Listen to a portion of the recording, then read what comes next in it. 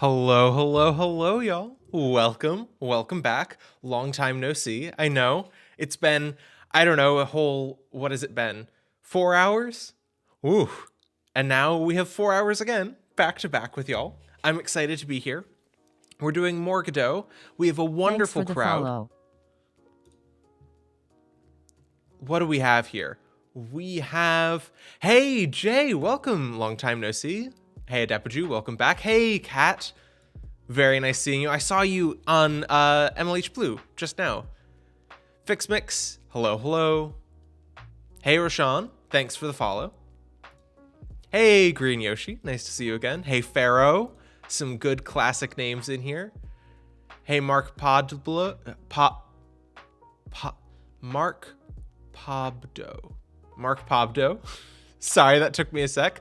Hello, hello. Ulwatoyan, welcome. Spicy Gluten, hey, welcome back. Roshan, welcome from India. Dimmer, you let your hair down. Yes, I usually have it tied back for my streams, but today it is down, it is flowing, it is luxurious. As my hair has gotten longer and longer, the more I've liked it. I wasn't expecting Dimmer to answer my chat in MLH Blue, lol. I just stopped by to see how the stream was going. I always want to give people a chance to run over because I know my streams have run over, but I always also want to be there to make sure that when it ends, I'm ready to hit live right away, get that transition going as best as possible. Your hair is so slay. Thank you. I started streaming Dimmer. I stream SE on Twitch now. Your videos are a blessing. I'm so glad. I think streaming can be extremely fun. It can be a lot, but I really like this. I'm glad that I get to hang out with y'all and make cool projects. Spicy Gluten missed the first session today. That is okay, because as you know, I'm using a GitHub repo this time. Woo, jazz hands. What's MLH Blue? MLH Blue is, MLH has 4 Twitch channels. We have MLH, and then we have MLH Red, Yellow, and Blue. It started, I believe, when when HackCon went online, because that was, we usually at HackCon have multiple events in multiple different stages and multiple different rooms, so that was our way of simulating that. So we still have those channels. They aren't used as frequently, but today there was a closing ceremony for a hackathon at the same time as the previous stream, so the closing ceremony got the main MLH channel, and the Global Hack Week stream got MLH Blue. I never knew about Red. Yeah, they aren't used super frequently, but there are times when there are streams bouncing across the different ones. It's fun. Green Yoshi also missed the first session. Yeah, let me get that GitHub repo.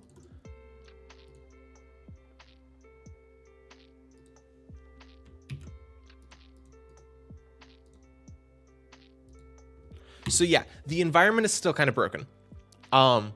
We have a platform to stand on, but the environment, we don't necessarily know exactly what's wrong with it. We're still figuring that out, but we're close. So again, we have 4 hours back to back. So I'm not super pressed about needing to fix things, because we have a whole bunch of time to mess around with. And if it takes us a little bit longer to start lighting, that's okay. And if it takes us a little bit longer to start shaders, that's okay.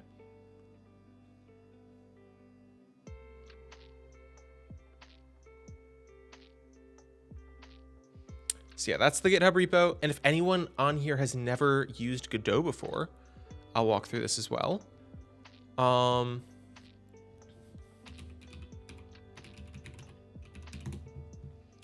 You can go ahead and go to godotengine.org. I'll put that link in the chat as well. And click download latest. It should pop up the right version for your operating system. And then you can download this top Godot engine, which will be what we're using because it supports GD script and C++. We're using GD script. Hello, hello, y'all. Hey, Anakin node. Wait, is that Anakin node? I don't know if it should be a long A or a short A or not.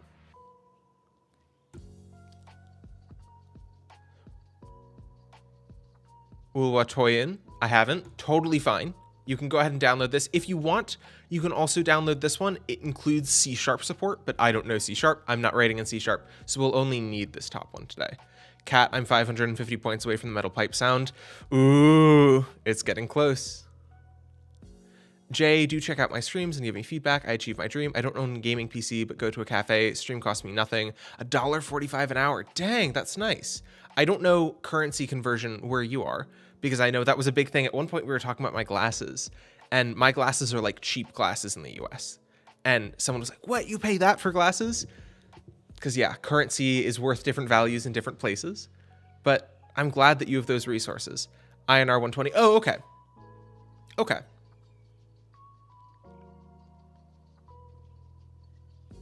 That, I can contextualize that slightly better. That's really cool. Rickroll removed due to copyright? Yes.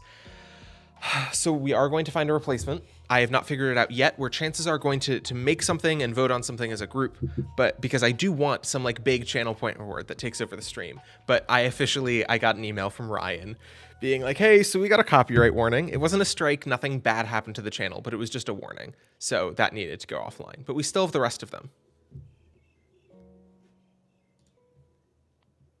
With that, let's go ahead and jump into Godot here, and I'm going to show y'all where we were at.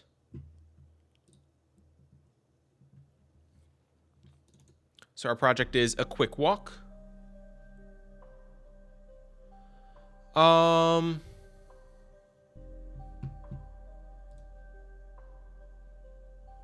Dimmer, do you think the GLHF pledge badge or the Prime Gaming badge is better? I honestly don't know what the pledge badge looks like. I only know the Prime Gaming badge.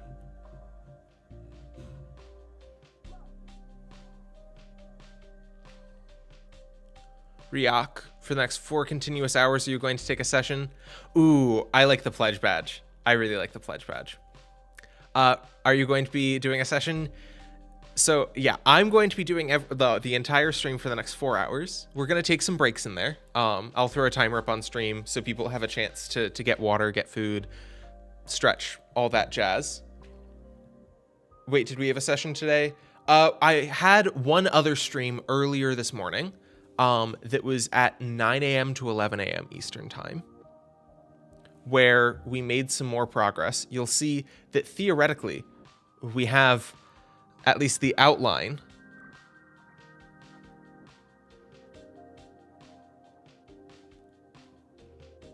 of the island, but the big updates were our player character is our cute stuffed penguin model, and if we run it, we'll notice that our camera is working, doesn't go through the floor, doesn't clip into the player, and we can move and our penguin around. There's no glitching of the camera. It's all working perfectly, which is just wonderful. I'm very, very happy with how this has gone. Will our player have a movement animation? We are not going to be doing animation today. It is not something that I'm super experienced at, so eventually I would love to do a stream on that, but that is not something we are doing yet today.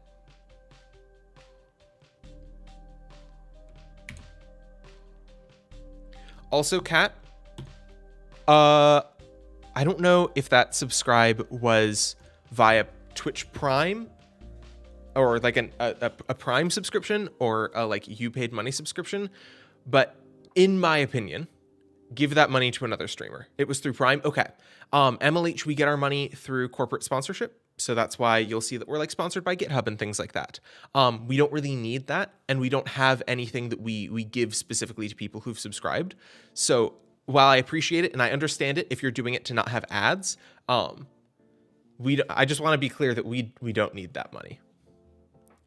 Ooh, nice. I didn't know the penguin could move. Yes, we finally fixed all of the bugs that we had in the movement code. That was what we were doing this morning. And then we got the penguin. The penguin was super easy to get into the game. And now it is just Woohoo Island, which I think what I'm going to do is I'm going to go into...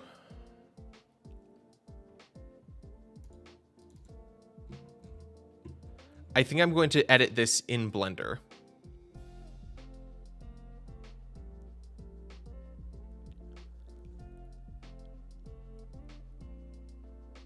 and remove some things because this is a little bit jank still. Could you give me a walkthrough real quick on how... Is the island an imported asset or did you make it? This is an imported asset. This is something that I found on Reddit. I can send the link where someone, I believe, took the game files and brought it into Blender and converted it. And it's Creative Commons attribution from that person. Nintendo obviously still owns copyright on the model, so we couldn't use this for anything paid. But for a fun little practice demo project, I think it's fine. Oh, it's fine. I'll find it by the name. Okay. I will also probably link it later when we're talking about it for other people.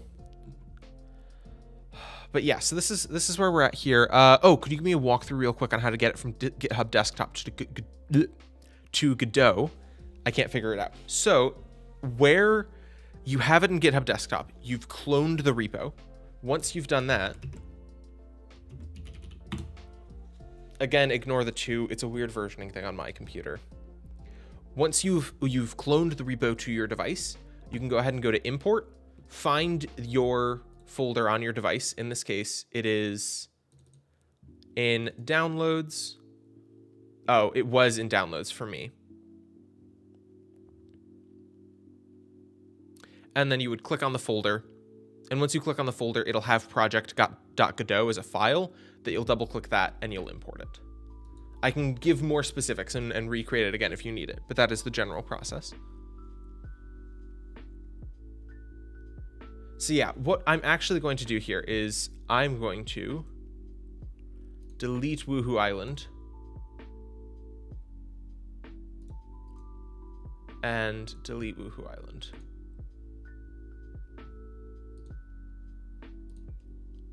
Because that was broken.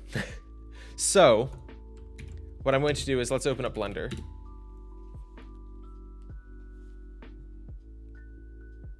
And this is in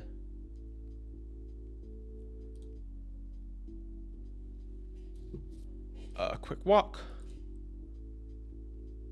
No, it is not. It's in my downloads.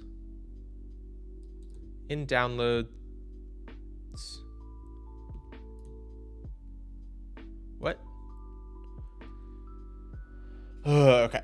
I keep doing this where I keep trying to like start fresh because I keep making changes and I don't want to break anything.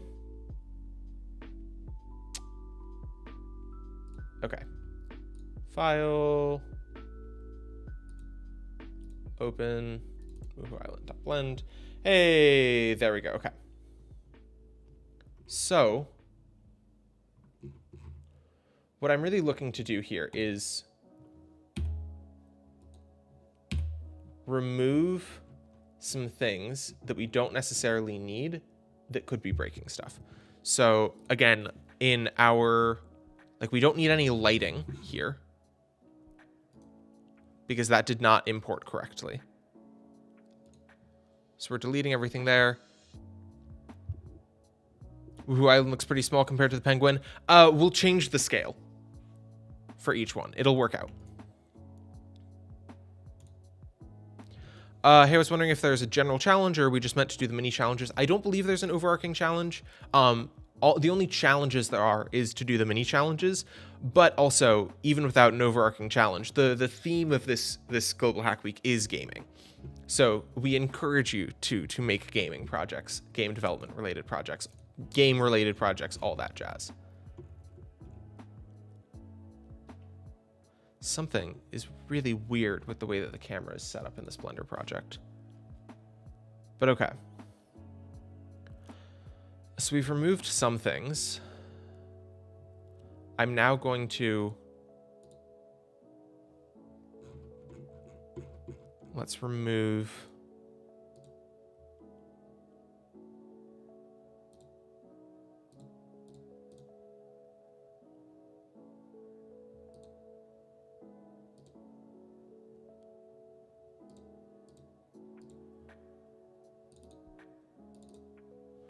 What?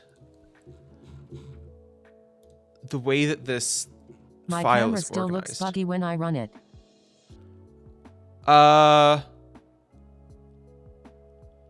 Give me 1 sec.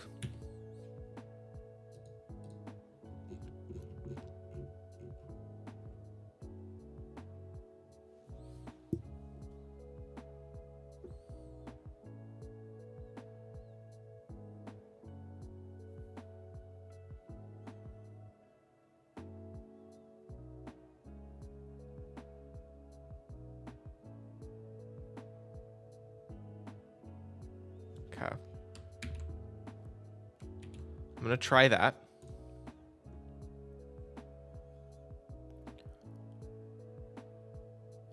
Okay. Camera still looks buggy when I run it. I would ask you to look at your spring arm and see if it has a shape associated with it. If it has a shape, that is what fixed the main bugs for me. Which we're going to be messing with that shape later as well, I believe. But we'll get there.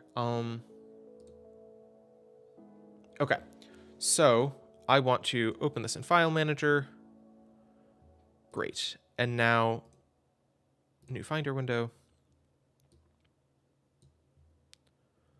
In Downloads.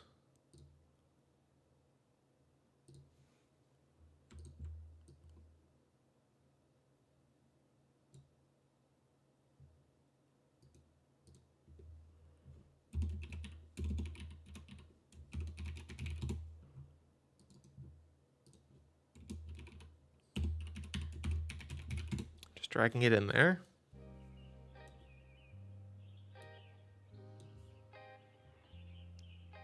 Okay. Now if we go back to Godot, it should import those. I only have a world thing at the top. It doesn't show player. Switch scenes, or actually double click on player.tscn down here. That's how you'll open up player up here.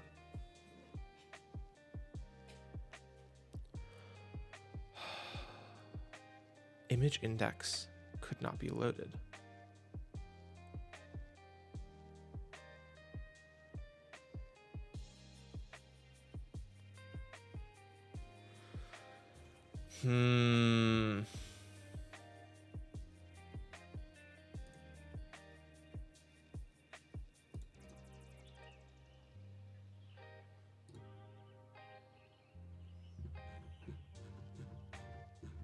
Okay, hey, this is better at least. A lot of the texturing didn't turn out, but you'll notice that I can, there's no like lag and glitchiness with it.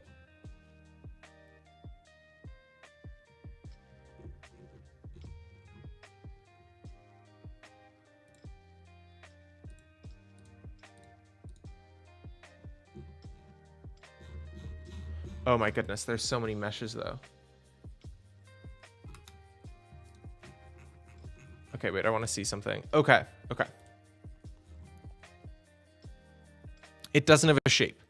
Box shape. Okay, so in player, spring arm 3D, go ahead and select a shape. In this case, this is what it should look like for you. It says empty. Go ahead and click on that. I am going to add a sphere shape.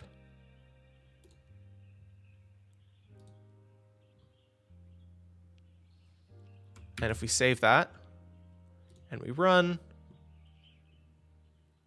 hey, our camera still works. We can get closer to our penguin now, which makes sense given the changes. But everything still works.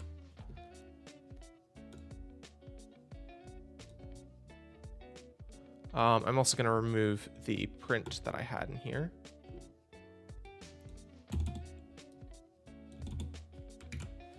So, okay.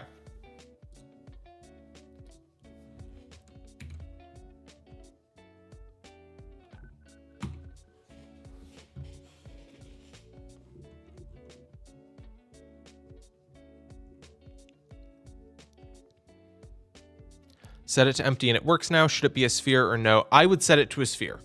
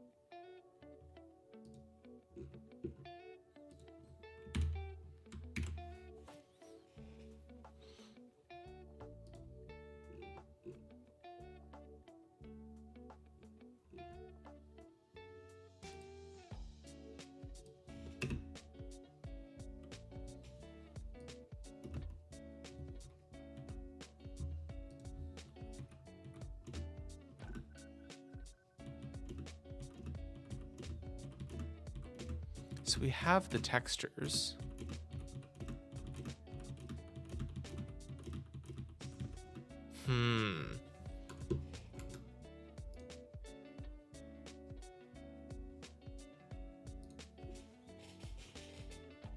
If I remember it from the stream this morning, part of what fixed it was setting length to 0.2 as well. It was previously at 1, which caused some issues in clipping through walls.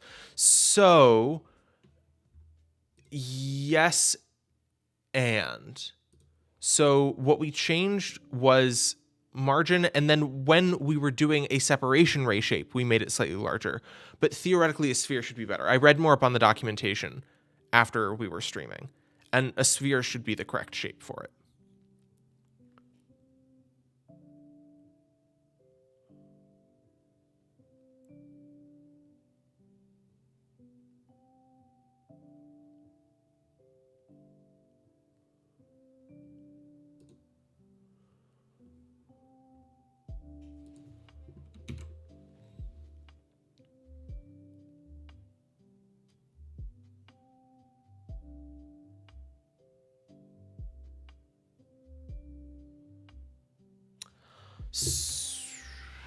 Are you following along on any tutorials at this point, or no? No. At this point, we're freestyling.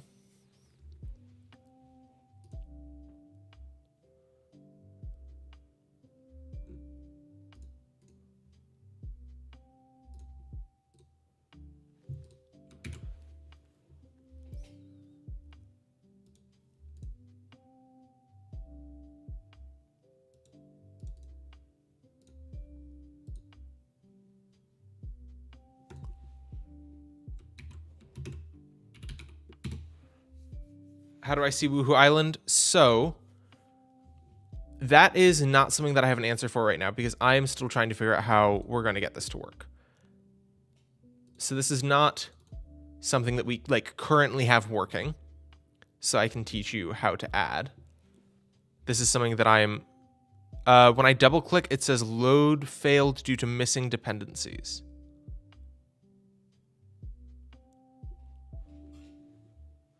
Let me check the repo to see.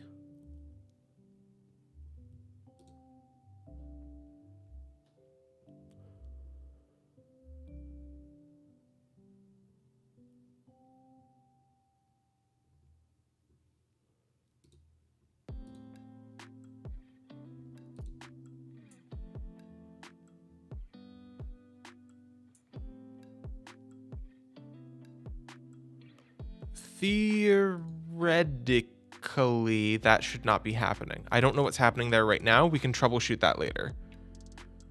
And I have 15 red errors. Okay. Give me a sec to troubleshoot this, and then we'll look at that.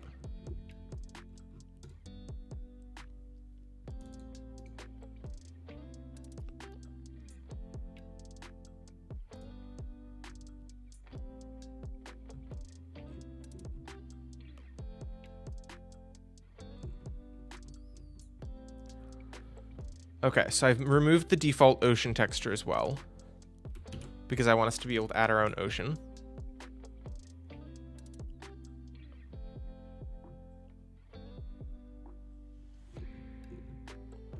We can see that all of the textures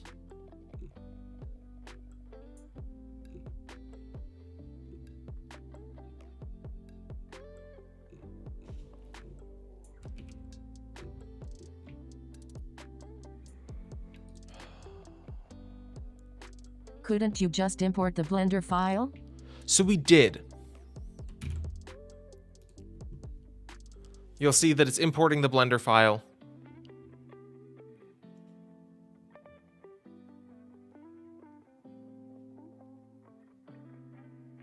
Yes, this map is Creative Commons.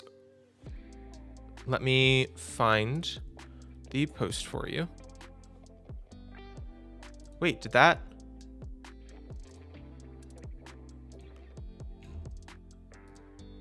Okay, here we go.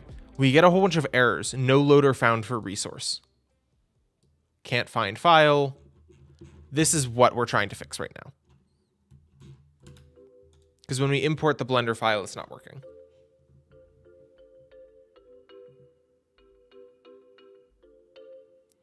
Is there lava and Maku Wahoo on there? Maybe. I honestly have not looked. Let me find really quickly the link to where we got this from. Great. The creator. Oh. Jay already beat me to it.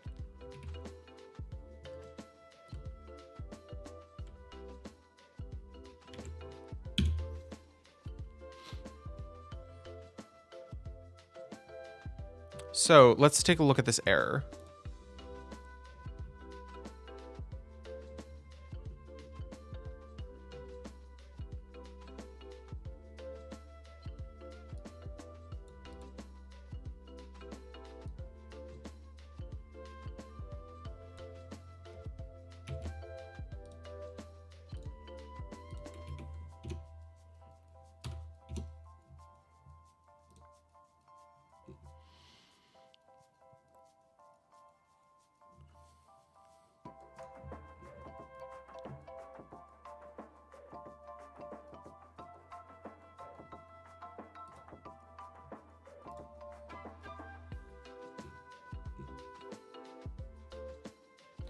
Texture needs to be imported before use.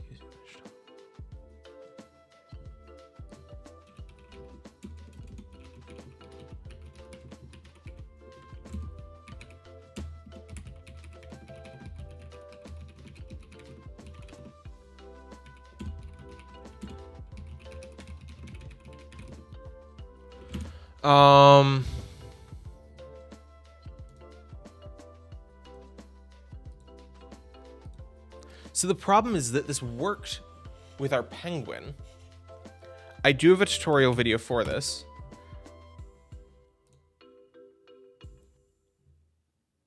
Hello everyone, welcome to the part 2 of my Blender models tutorial.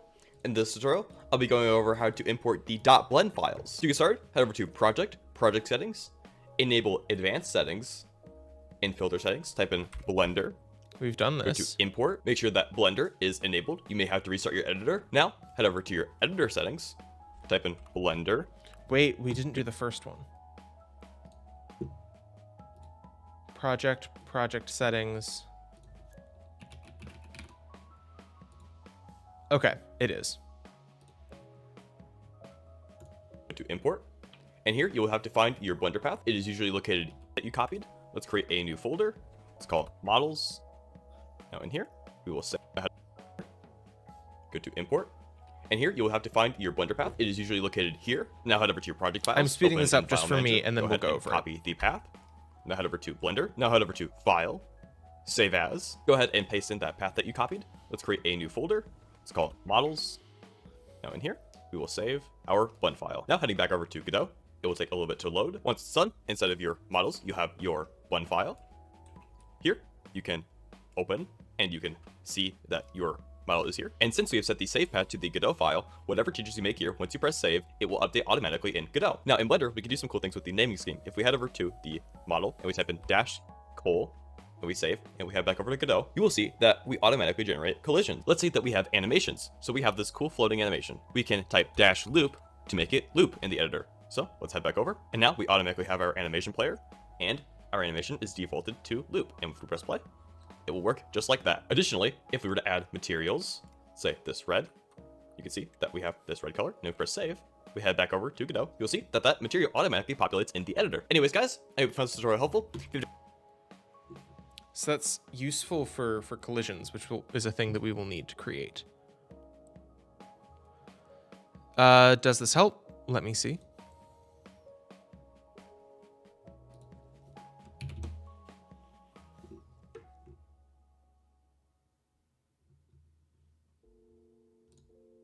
No, use the new link.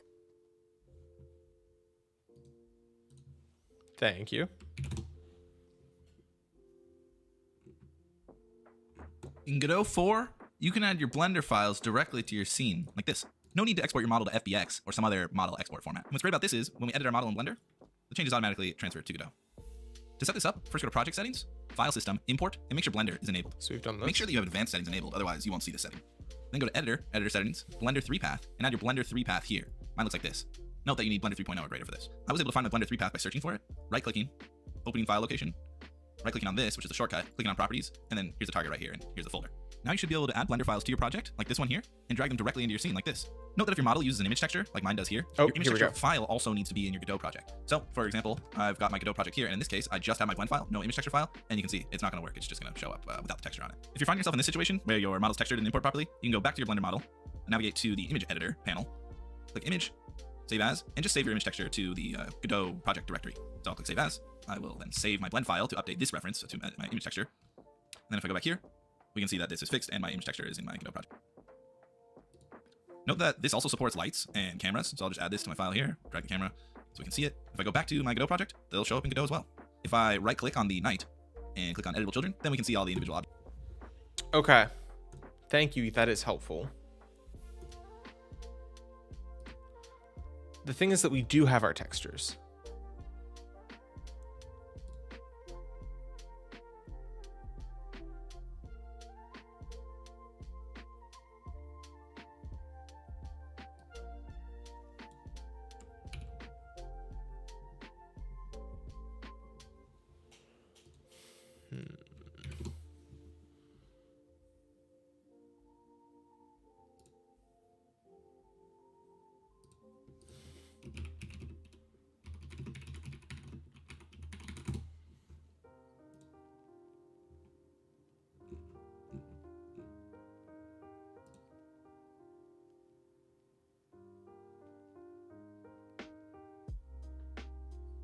Ooh.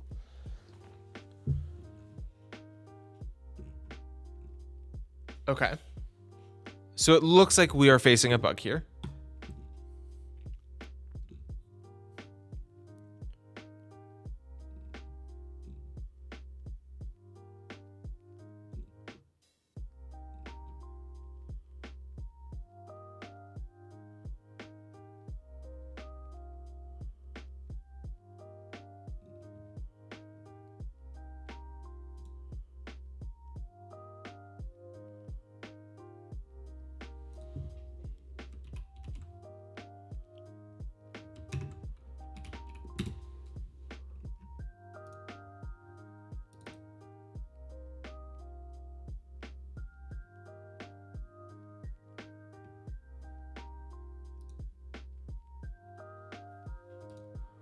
Okay.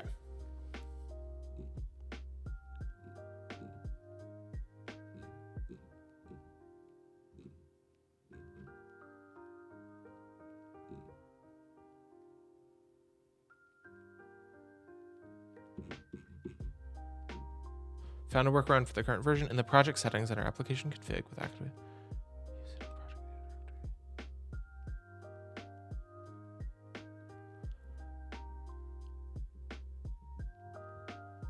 Project settings, use hidden project data directory, close,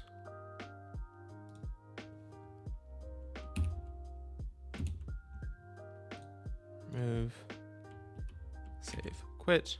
Let's try this now.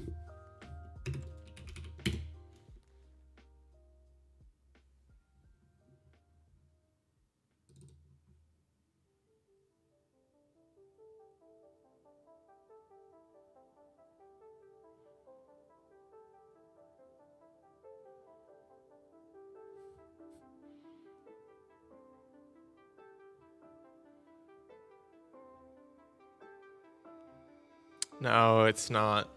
Okay. We'll keep reading in the output. Whoa. Wait, that looked like it worked.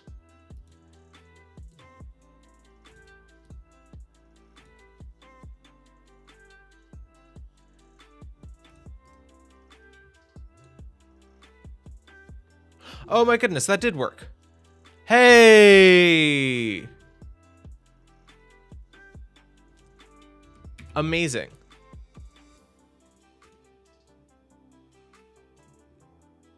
Okay, our blimp is a little broken.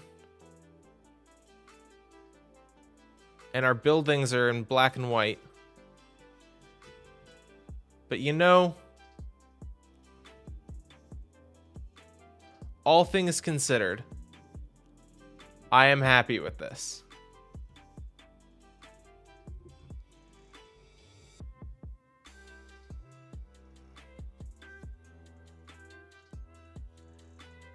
I'm so behind. We will talk about how you actually implement this. This has just been me testing this. Let's go. To fix the bugs. So,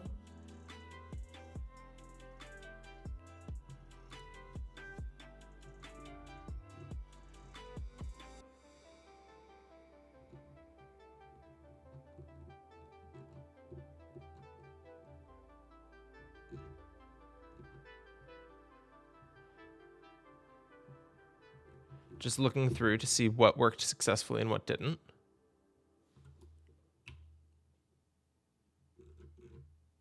Hey, there's lava. I'm wondering what that white ring around our textures is.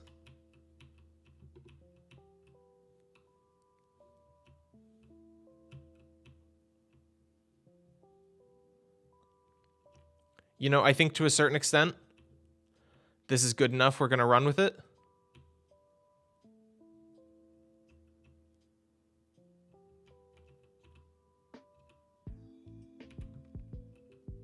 Oh, it's those roof textures that are broken. The rest of the buildings look fine.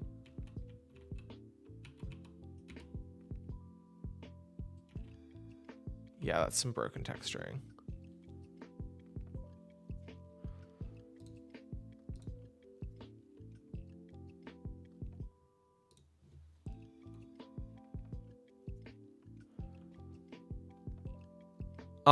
Do you still have those lights disabled? I do. And it could be impacting things, but also I kind of want them to still be disabled.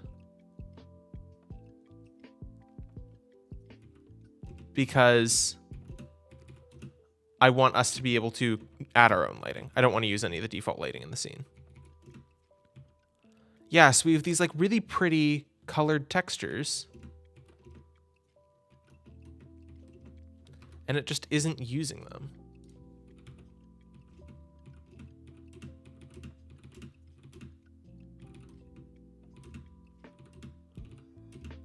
Oh. Wait, let's look in Blender. Yeah, see, the town is a lot more colorful. The blimp isn't broken, and we don't have those white rings on things. Ah. What's the licensing for this map? So this map is technically owned by Nintendo, so you can't use it for any commercial purposes. But the person who imported it to Blender has put not literal Creative Commons licensing, but they just want they do not require attribution, but they would like it. So this white ring is supposed to be grass texture.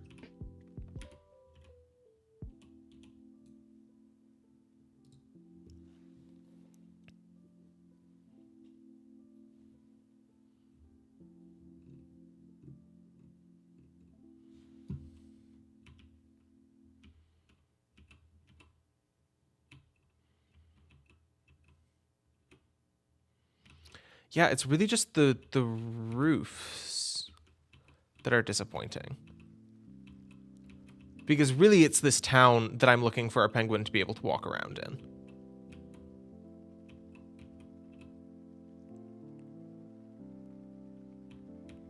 Oh, also the lighthouse is missing textures.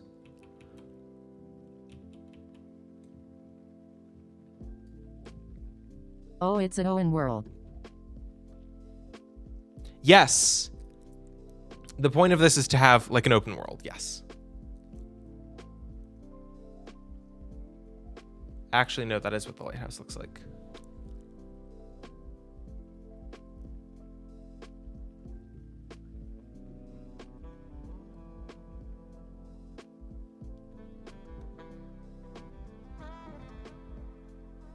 Well, okay. Something about it looks off. Yeah, it is. This isn't perfect. You can see also that our like moving water textures aren't transparent. I think it might be that the textures get compressed. How to disable texture compression when importing Blender file to Godot.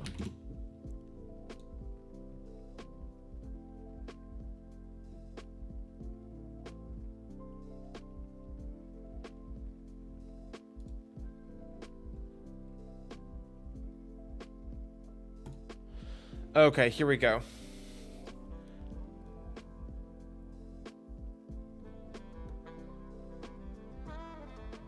Let's take a look at this. Ooh, island.blend.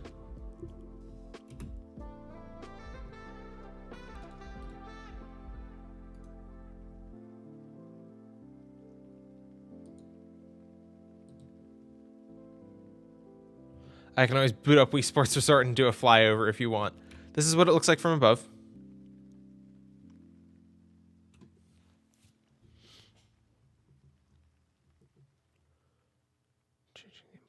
So let's select all of them together. To change in the file system doc. File system. Ah, import right here.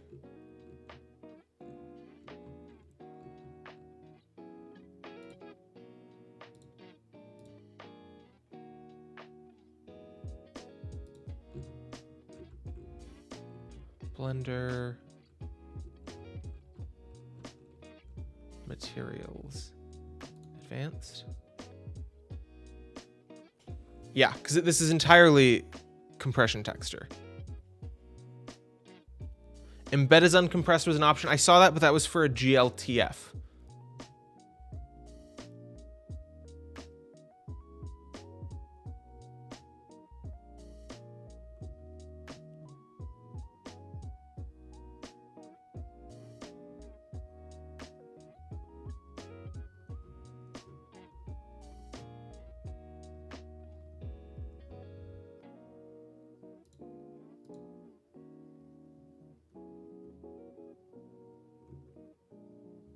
See, that's why I'm having issues. What we can do is we can try embed as uncompressed and re-import. Good job. Thank you.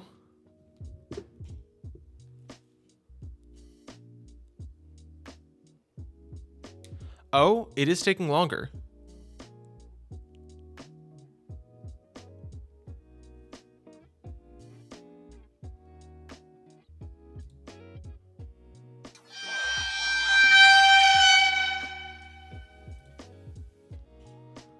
This, well, there's a lot more lag, but it didn't actually fix anything.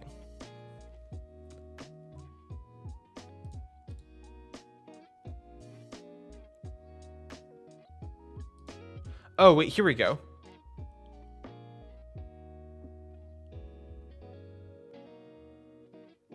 Import as texture 2D. Oh, goodness.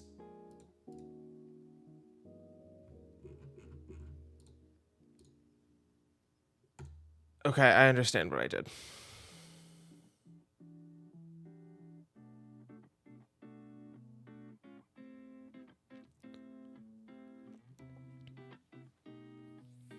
No one building has its roof. Yep.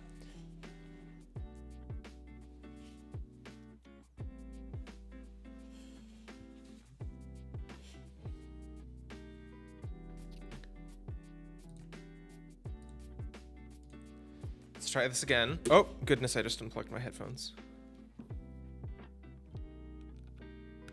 Oh, I literally meant one building has its roof. Oh, okay. We'll take a look at that in a sec.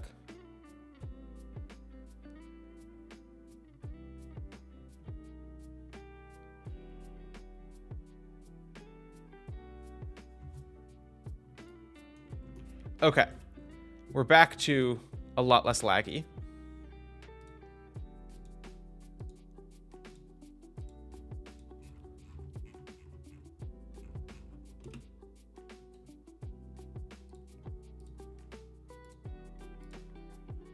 Okay, here we go. This is what I need to do. on all of our textures, compress mode lossless re-import.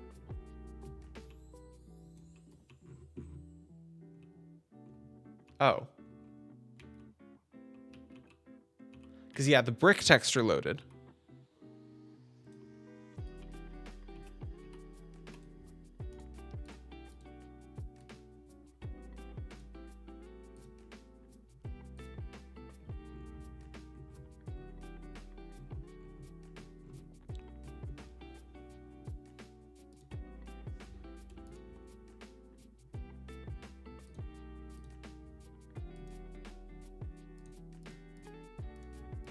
Okay, let me try this again. Ah, one of these is already lossless. Okay.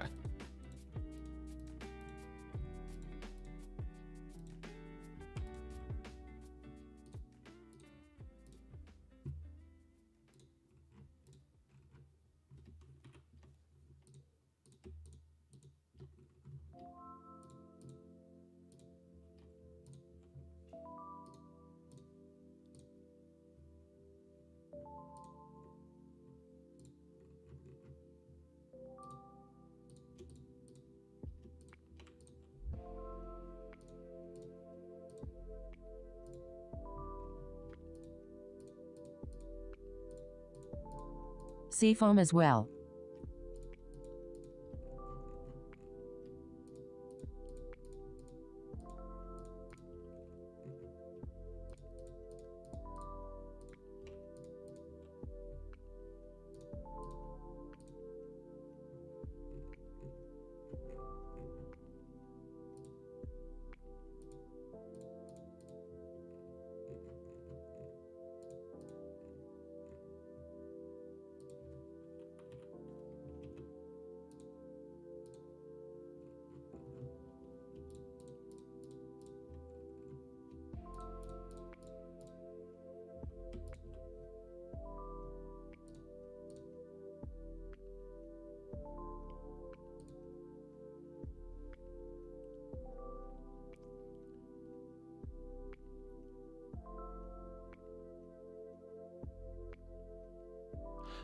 When's the next GitHub repo update? I'm quite far behind and can't even open Woohoo Island scene. You are totally fine.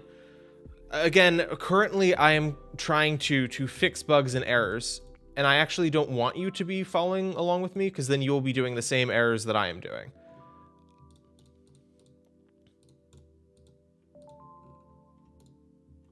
Oh, goodness. I hate that some of these are lossy and some of them are lossless.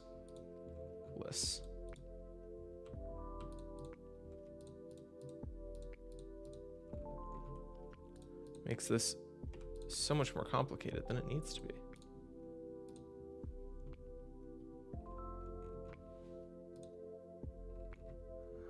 Okay, lossless.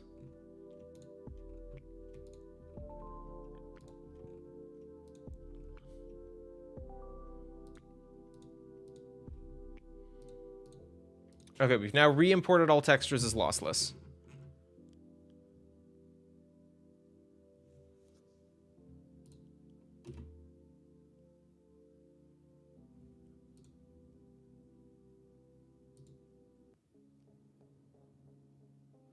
What is a MIP map?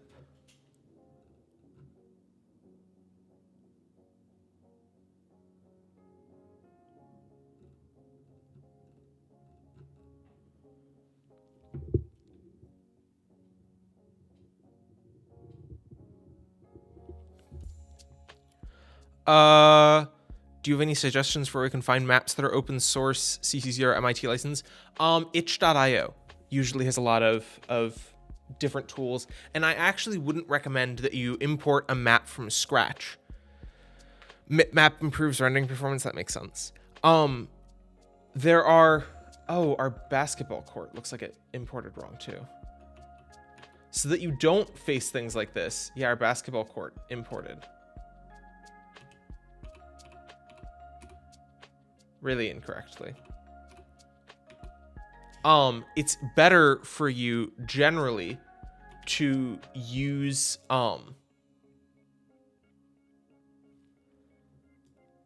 it's basically the idea of a tile map in 2D game development. Is where you have a bunch of different small pieces that interlock together that are tiles that you can draw to create your map. The same sort of thing exists for 3D. I wanted to use this map because I really like Woohoo Island, and I love the idea of being able to walk around it as a character. My only problem is that the Blender import is not as seamless as I thought it would be.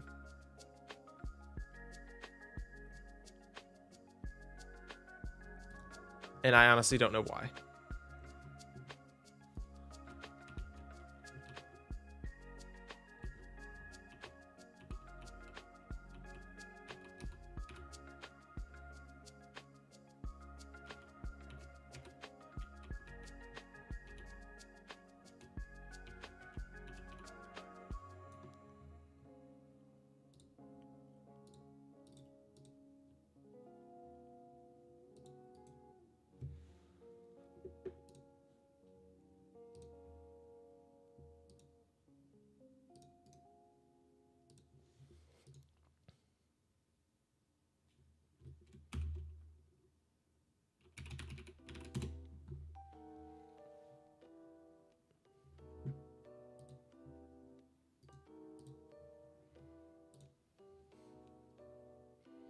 Well, it's re-importing. I want to take a look at this link.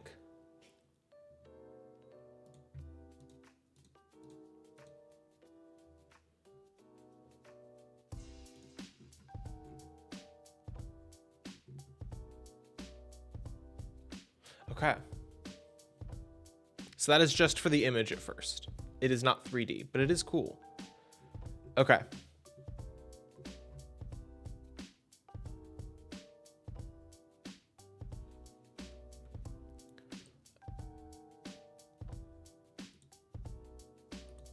I'm going to try this again, but this time we're going to take our Blender scene and we're going to File, Export, GLTF, new folder, Woohoo Island.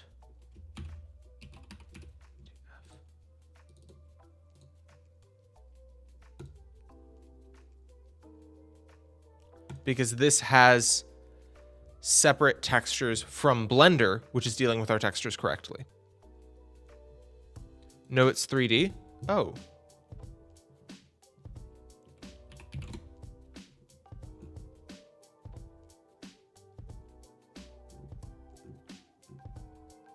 That is very interesting. Well,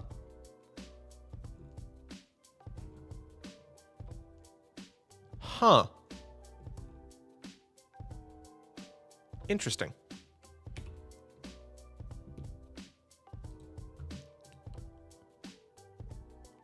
As for water, if you want actual water, yeah, we aren't going that complicated. There are plenty of ways that you could make this better. The goal here is to learn a workflow from taking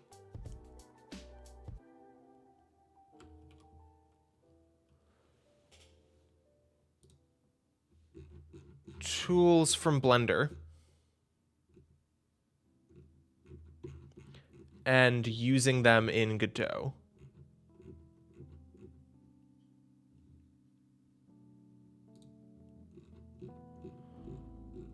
Where's the actual GLTF file? Okay, here we go. Import a scene.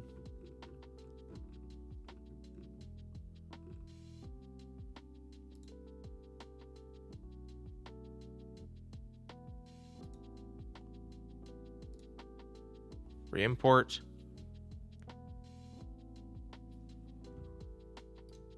Right click, new inherited scene. Better or worse? This is the question. We didn't have any errors, theoretically. Hey! Okay, slightly better. The roofs still look weird, but they at least have their color. And these edges are still weird, but again, at least they have color. So stuff is weirdly stretched. And I think something is broken with some things in the C, but it is definitely looking better. I think that this is the version that we're going to run with. Yeah, stuff's still broken. Oh, that's disappointing. Each part breaks in different ways, but this is better than the other one. The point of this is not to be... Wow. This is really disappointing that it like breaks in these ways. Root tight. Ensure tangent. Light baking. Disabled.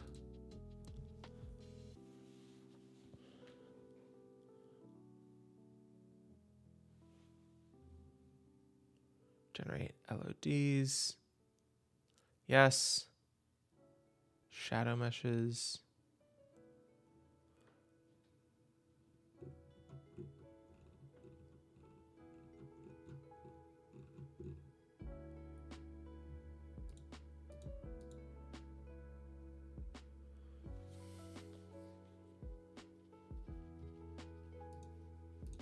Let's try this again.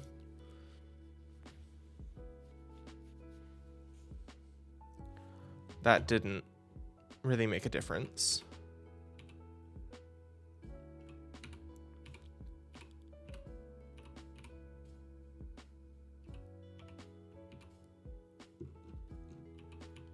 Yeah, I think...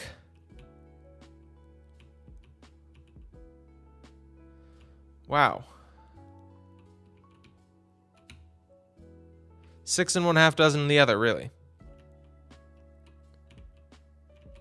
Okay, well, we're halfway through our first stream. We're an hour in. And I think that this is a good time to take a break because we're going to be streaming for 4 hours straight. Drink some water, stretch like I am going to do, and then we're going to come back and I'm going to try a couple more things to fix this. And then we are going to switch to setting up our lighting. Can we watch a stream? I don't know any streams. We're only going to be going for 5 minutes, and I don't know any streams that wouldn't have copyright issues. Just like automated copyright issues. Where's the link to the Blender file? Actually, that is a good thing. I'm going to save this. And then I'm going to push to GitHub for y'all.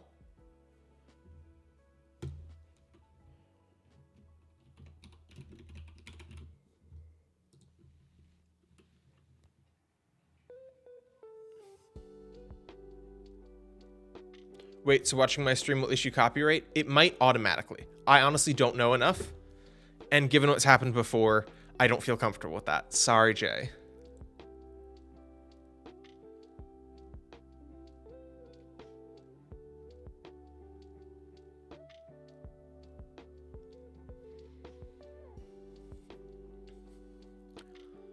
Hey, okay, so that's all pushed.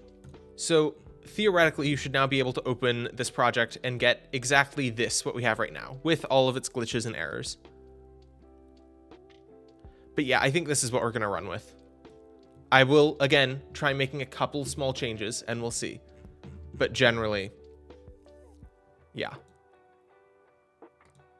Wait, these are all compressed.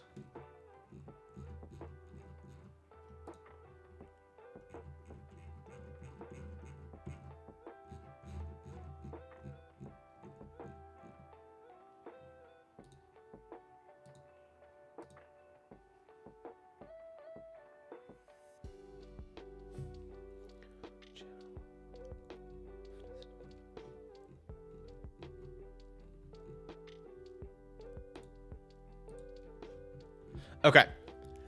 It's uploaded. We are taking a break. We will be back in 5 minutes. Talk to y'all soon.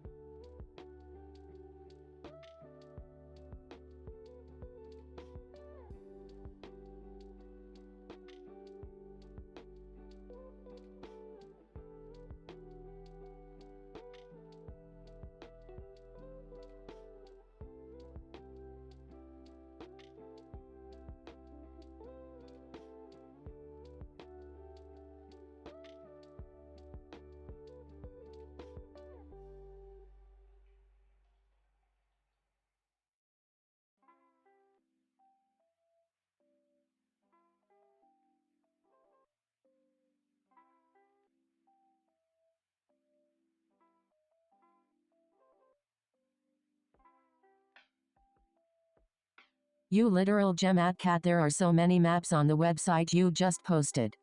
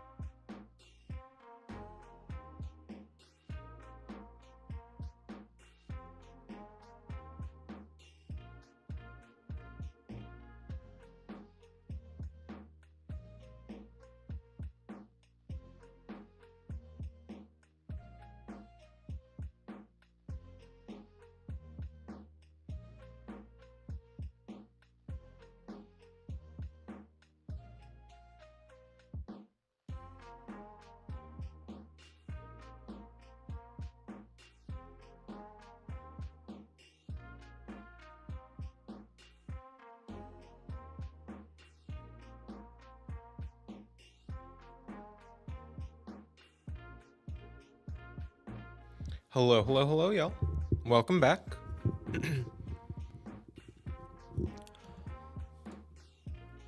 Hopefully you had a good break.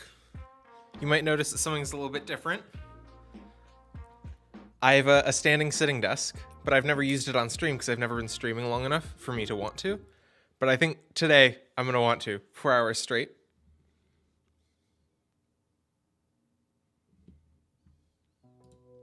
I thought that was a point sound, not you talking LOL. It became a point sound because that's always what I say when I come back to stream. Yeah, I'm now on track. Hey, Adepitu, glad you are.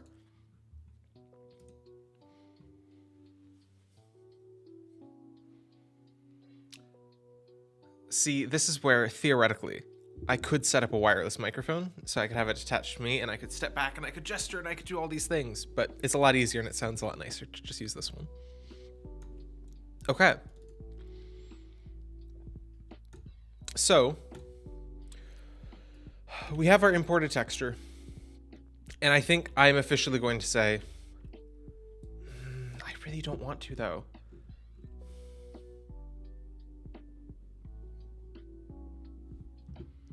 The penguin suits this place. I don't know if you're sharing a different penguin.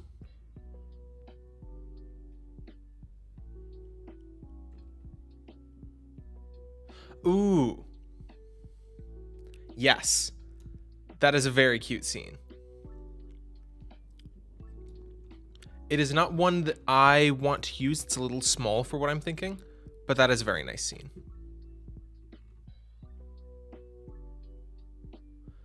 And also, they say model is not mine. So the fact that it's licensed under Creative Commons attribution means nothing.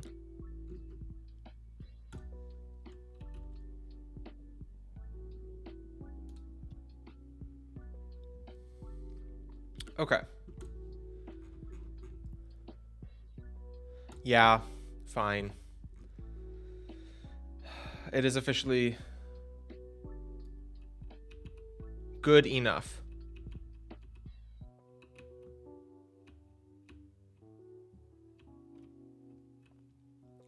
We're gonna save.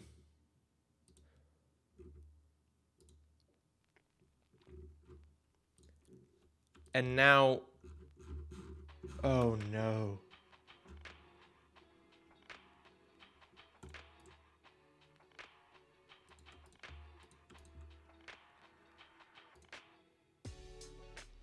So, if we were to take this from Blender, we could add our collisions in Blender, but here we need to add our How collisions big is all ourselves. this?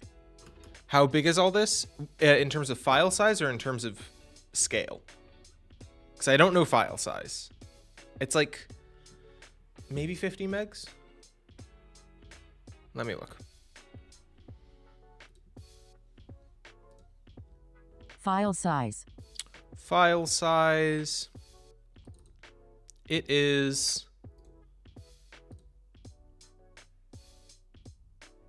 Ooh, no, it's half a gig. Ooh, that ballooned fast. Okay. Apologies for that. Our windmills? Okay, our windmills are fine. Yeah, so this is what we're going to be working with. But the thing is, we need to generate collisions for all of these things. Can I select all child nodes?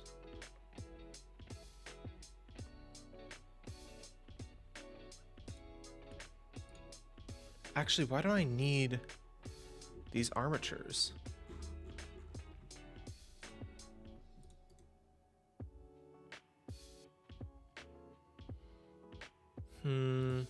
Okay, I'm not gonna bite the hand that feeds me too much. Basically, what we need to do is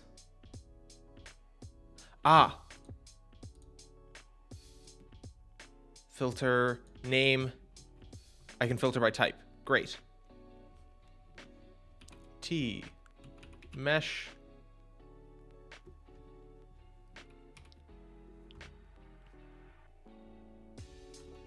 instance 3D. Great. Hey, okay. So now, theoretically, I can click on you and I can select you. Yes, okay. So by doing this, we can now select every single mesh instance 3D. Right? I just want to double check. Yes. Select all of them. Mesh, create tri-mesh static body. Save. And now theoretically,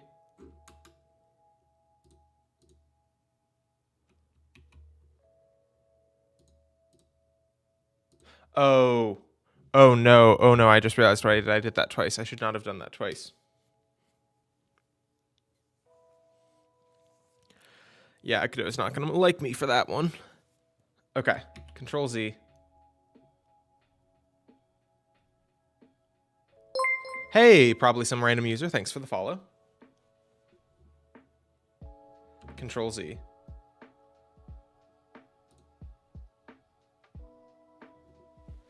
Fingers crossed, please work.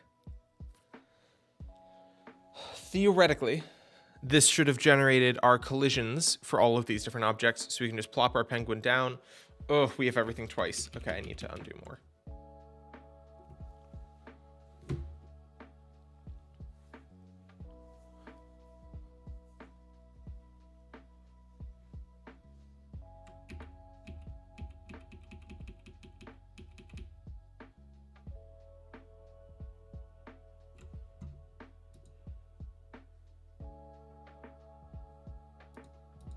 Okay, actually, we're just going to select all collision objects and delete them. Spicy gluten, I'll do that in a sec. I'll show you.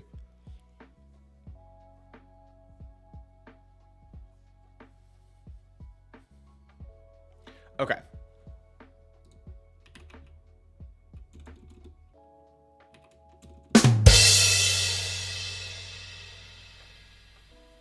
Thank you, probably some random user.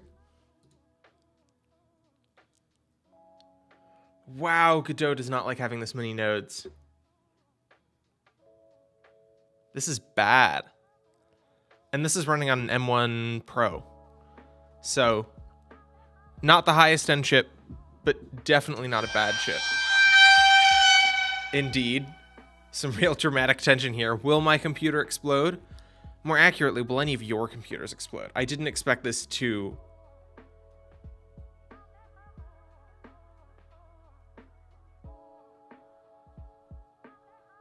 be so intense. Here we go. Okay, T, : static. Good job.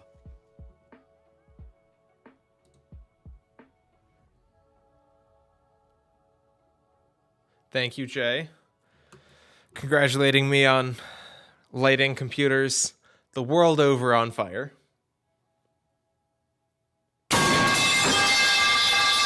Thank you, Pharaoh. Wow, this is so bad. Okay. Okay, but it finally worked. So I can go through and I can do the same trick to delete every single static body. To undo my mistakes.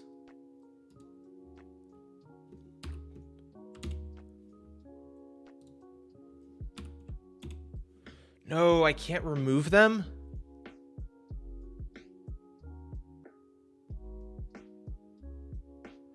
Rip. Okay, this is why I didn't want y'all following along directly. Because I literally just need to undo all the work that we just did and redo it again. Like, I'm sure there is a way to salvage it, but I do not know that way.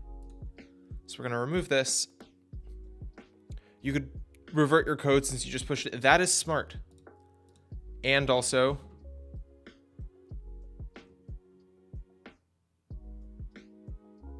I want to try this first, and then I think... because I think this should still evolve our changes. Yeah, that was all we needed to do. Oof, indeed.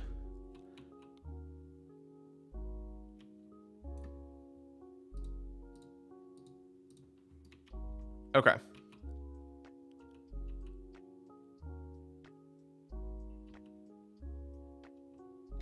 So... T mesh. Great. Okay, and you'll notice that this doesn't explode. I can go through and I can search for this. I can select all our meshes. I can do mesh, create tri-mesh static body. It does it. Now I close out of this because we've done it. I just can't see it because we're sorting by only types that are a mesh. And now this is where Godot really freezes. All of those collision shapes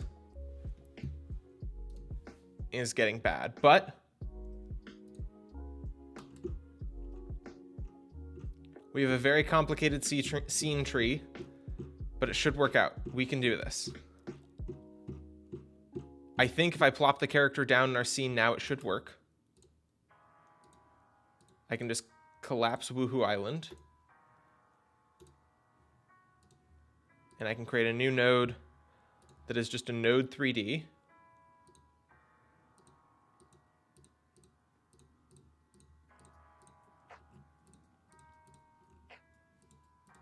And I can make that the parent. Oh my goodness. This is such a complicated model. I don't see the mesh option. We will get there.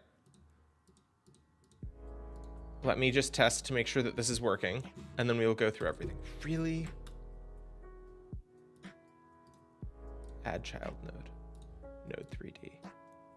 Okay, node 3D. Right click.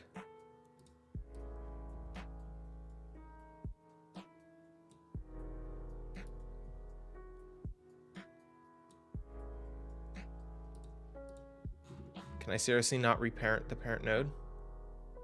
Oh, I don't need to. This is again why I don't want y'all following along.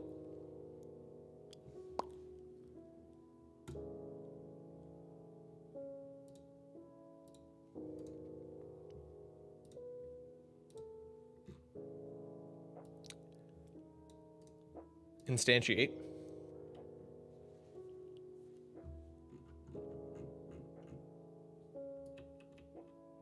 Okay, great. And now here, transform, scale.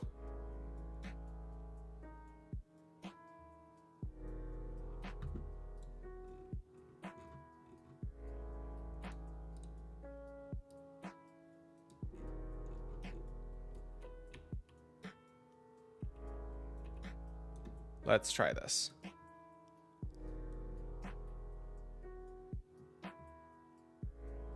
Come on, don't crash. Don't crash. Don't crash. You can do it. I believe in you, Godot. Oh, that chugs. Oh, everything's broken.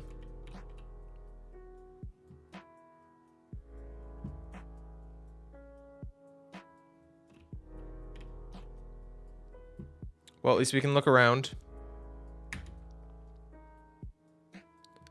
Again, sorry. I don't want you to be following along because it is broken.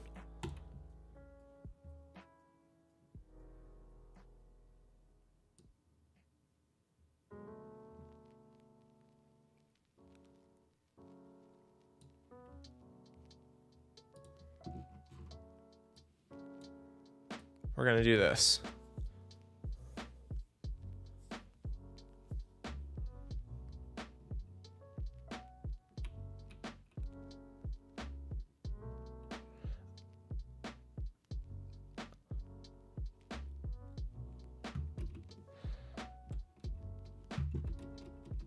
Okay. Is there a way to create a smaller world with less resource requirements? I think we might end up doing that.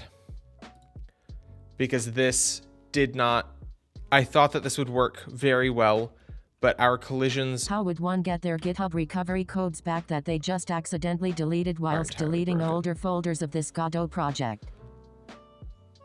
Oh, Jesus. I have no idea. I'm sorry.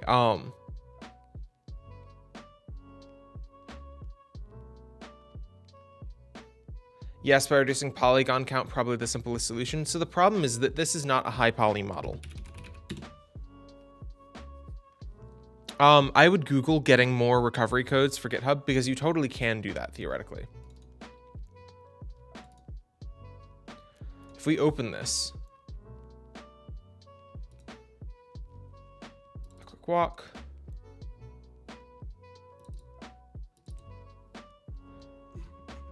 And we look at a wireframe of this. It's not that high poly. It's not low poly by any means, but this is not intense by any means. It is just that our generating of collisions is broken. So yeah, we are...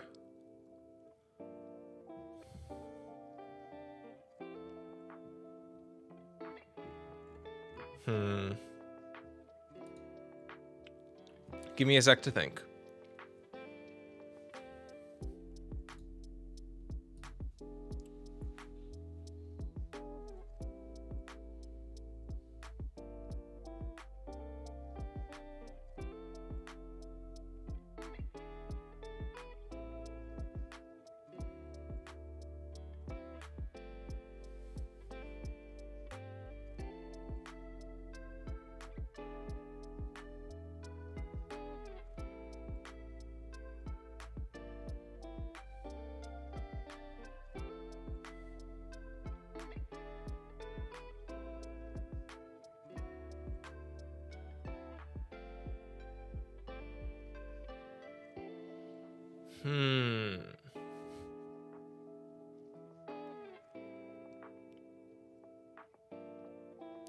Let's go to itch. Let's look at to see if we can find some resources.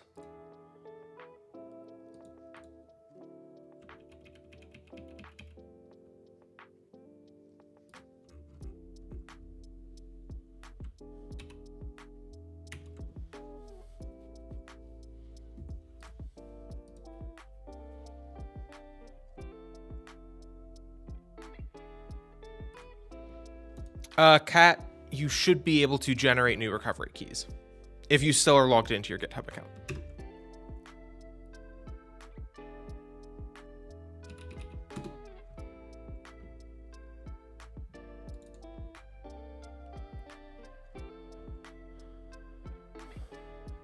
Sorry, just thinking about how to pivot, because this did not work out the way that I thought it would. We got like 90% of the way there. So all of my tests showed that we could import things from Blender, we could do all of this, but it just did not work. Okay. Great, now...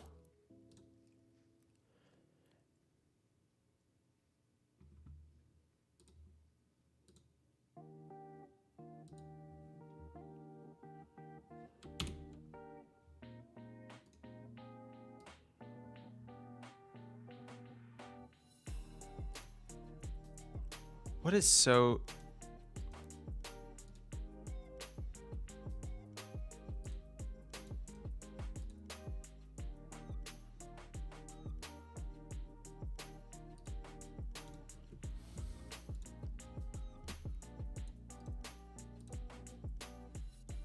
$293 megs?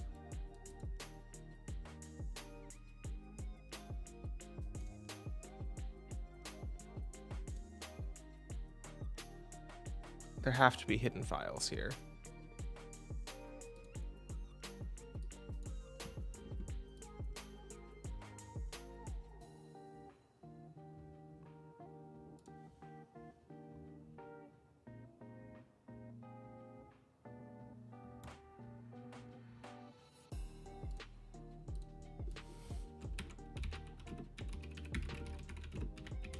So, just as an explanation,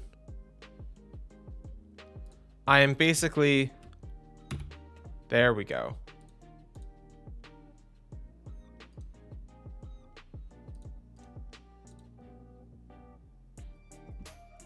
Trying to clear out all of that from our project here.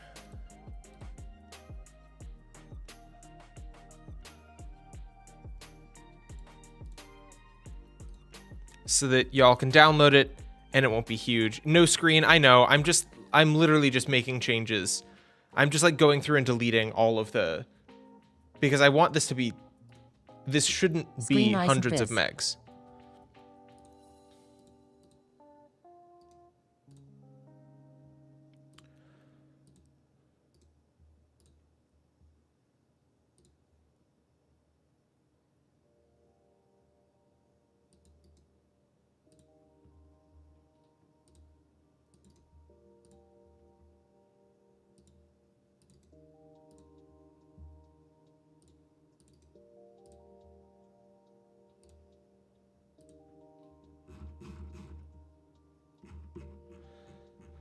Okay, GitHub, don't hate me.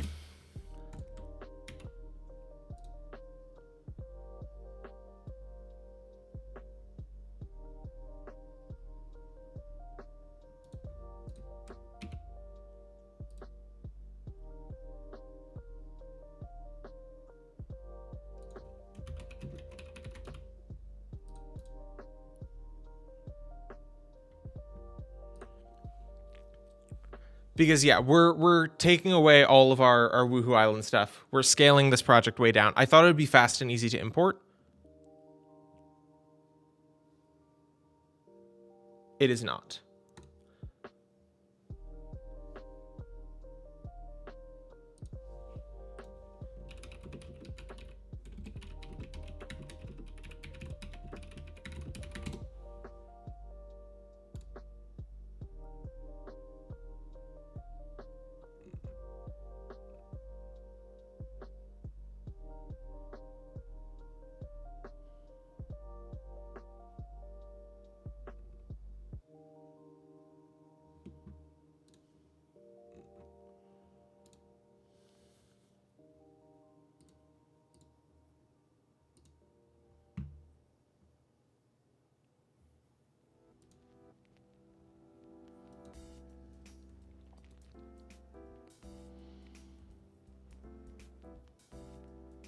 Huh.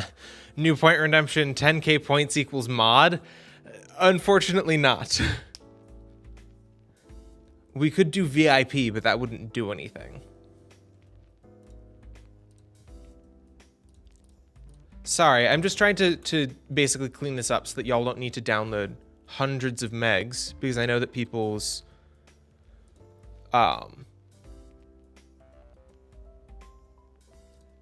what are they called? Internet speeds vary. I believe, okay, so I'm gonna do this.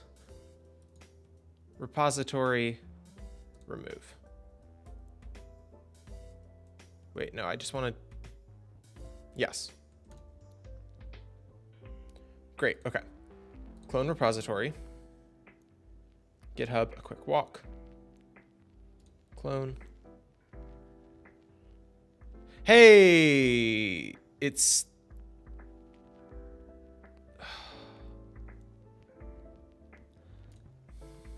still pretty big.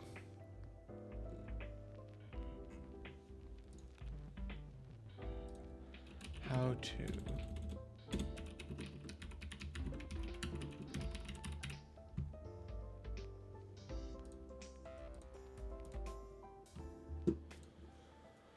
documents.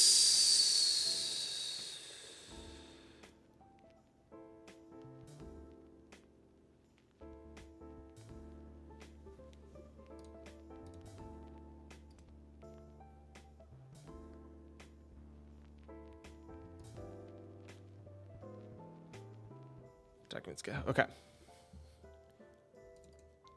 Objects. How large is this repo? 130 megs. How to reduce size of objects. GitHub.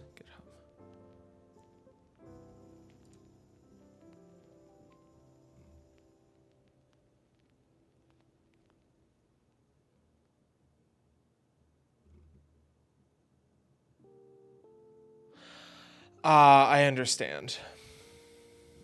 Okay, it is because of the history of the past things, so if we want to go back to anything. Anyway. Okay, that is as best I can do right now. We've cut the size by a fifth. We are no longer going to be using Woohoo Island because it is too large. We are going to create our own simplified map using some resources that we found in a previous stream. So I'm going to quickly, I'm going to switch back to my just talking. I'm going to go through my old notes. We found at one point a great 3D asset library that we were using in Godot. And I'm going to find that, pull a couple of assets, make a quick little world for us to use, and leave it at that. So I just need to crawl through my archives to find that. Thanks for sticking around for all these changes of plans.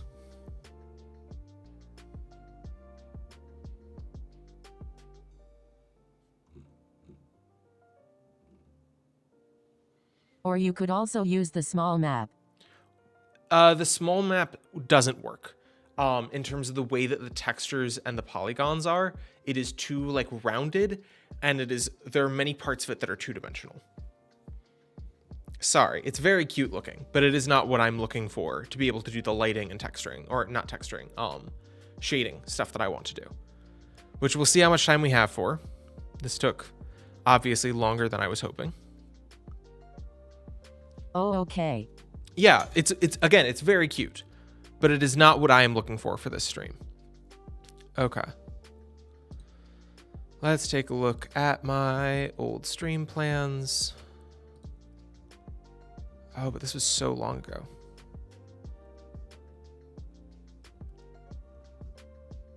Game assets. Here we go. March 9th, 2019.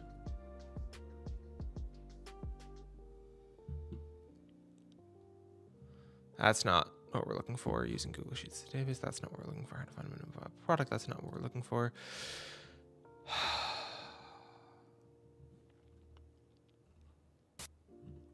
Dang. Okay. We're going to find some new things from scratch. It'll be fun. But this is very chaotic. I apologize. We're going to go to itch.io. and we are going to look for game assets.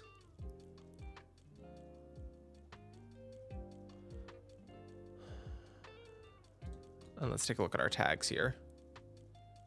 Sprites, low poly. We want an asset pack.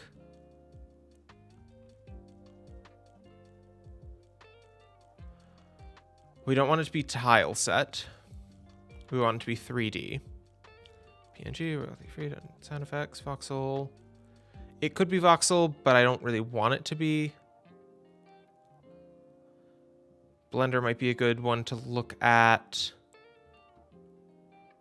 Modular could be a good one to look at.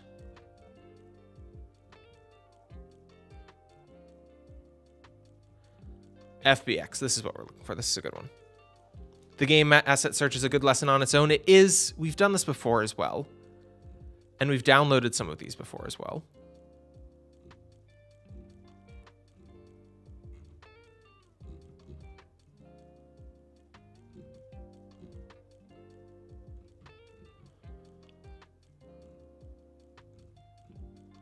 Just quickly skimming through, seeing if there's anything. Thank you, Kat. Congrats on reaching 2,500 channel points.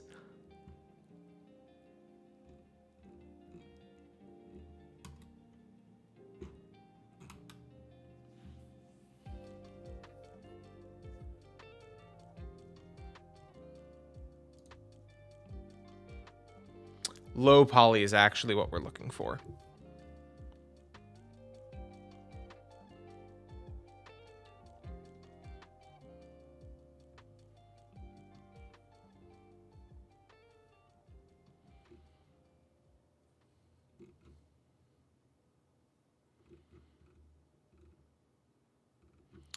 Trees, forest. I'm looking for something. Modular terrain pack. This is what we used before.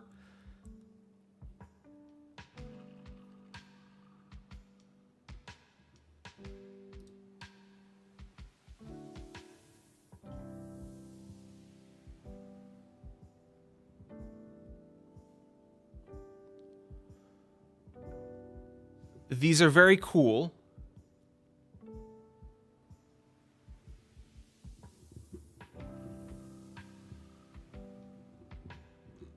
And these are animated, so in the future, I'd love to implement things with this. But for now, we are looking at the modular... I've closed out too much. We're looking at modular terrain. GHW type racer when? That is going to be 8 to 9 p.m. Eastern time. Mast...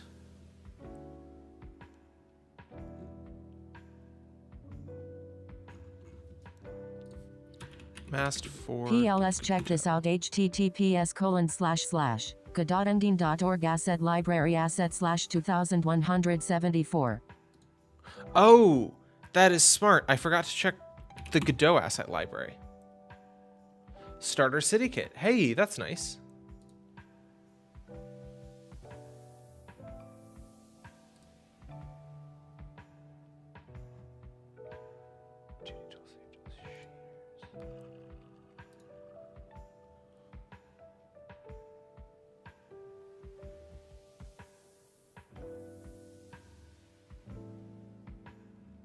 I have not actually looked at...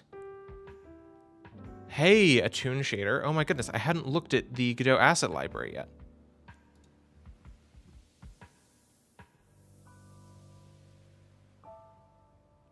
Outline 3D, these are the ones that I was looking for. Just looking at these first, because that's what we're looking for later today.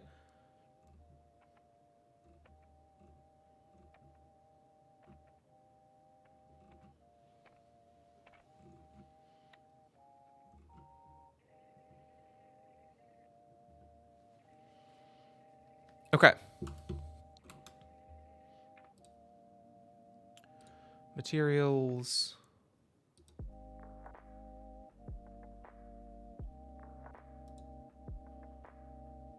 MISC. Templates. How is that categorized? Oh my goodness, I forgot that Kenny did all of this stuff.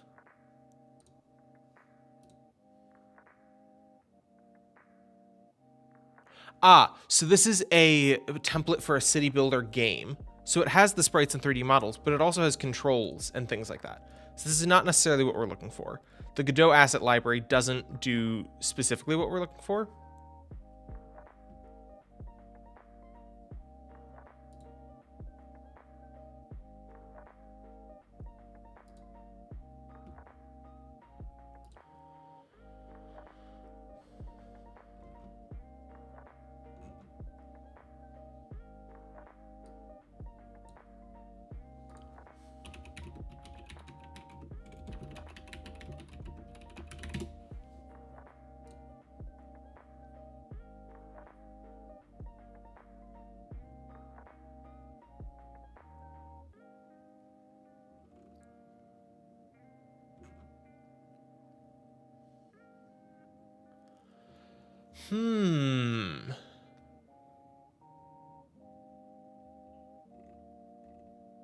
Sorry, I've been kind of ignoring chat here. I need to find like new tutorials to do this new thing that I haven't done before.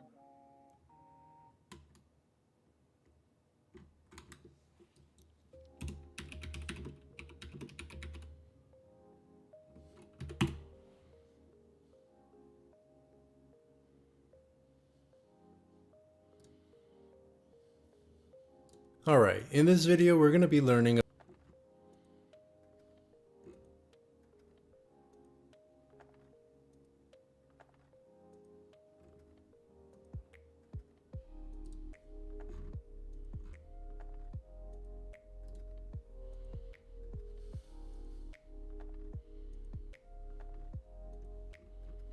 Oh my goodness, so many different cool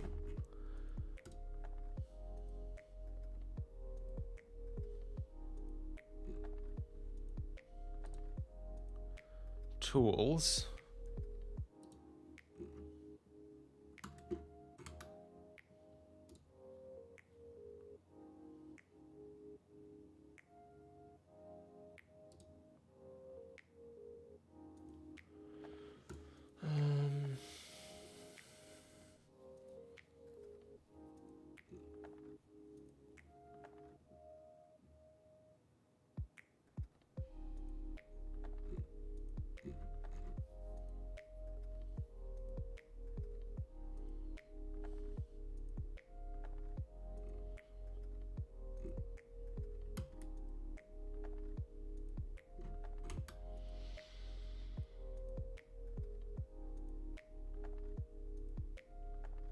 Ooh, 10k points equals emote only chat for 5 minutes. That could be interesting, but that feels more restrictive than a celebration. I love the idea of punishing me, not chat. Hence the Rickroll covering the screen.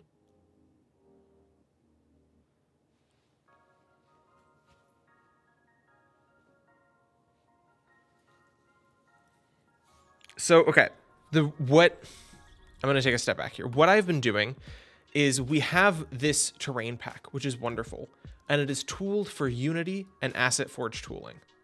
I do not have Asset Forge, and Mast does not support Godot.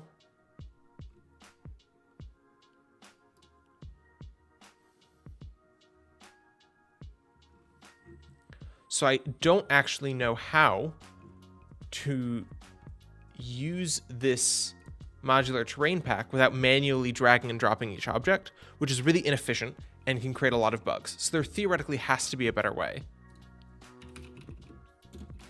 to build.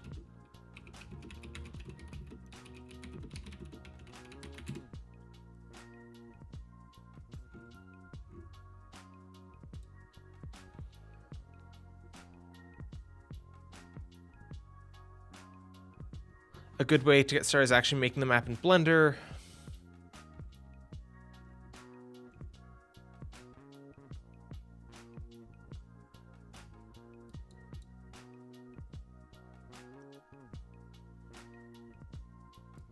Grid map node. That's what we're looking for. Grid map node Godot. Hey, okay, this is exactly what we're looking for.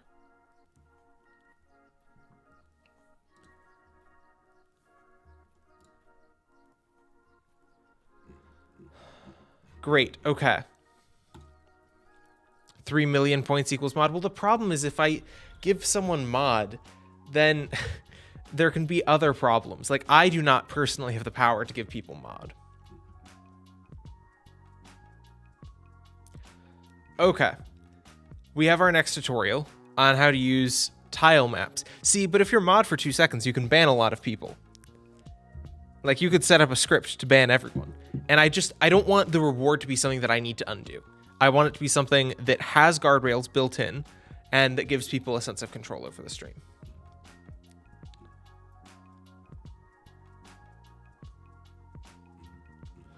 Okay, let's take a look at this tutorial and see if this is to do what we want it to do. If you want to turn your tileable meshes into levels like this really fast, you came to the right place. I'm going to talk about everything you need to know about Godot's grid maps, which are basically 3D tile maps. So we have a pretty simple scene here to start. We just have a directional light, a world environment, and a water mesh. We have all of the meshes that we want to use in a folder, and the first thing that we need to do to use a grid map is to create a mesh library out of the meshes. Create a new scene and save it, then drag all of the mesh files into it. They are all going to be stacked on top of each other in the scene, but it doesn't matter for the mesh library because it separates them into their own tiles. Click on the scene drop down and select export mesh library. Choose a file name and click save. This gives us a mesh library resource that we can then use in a grid map.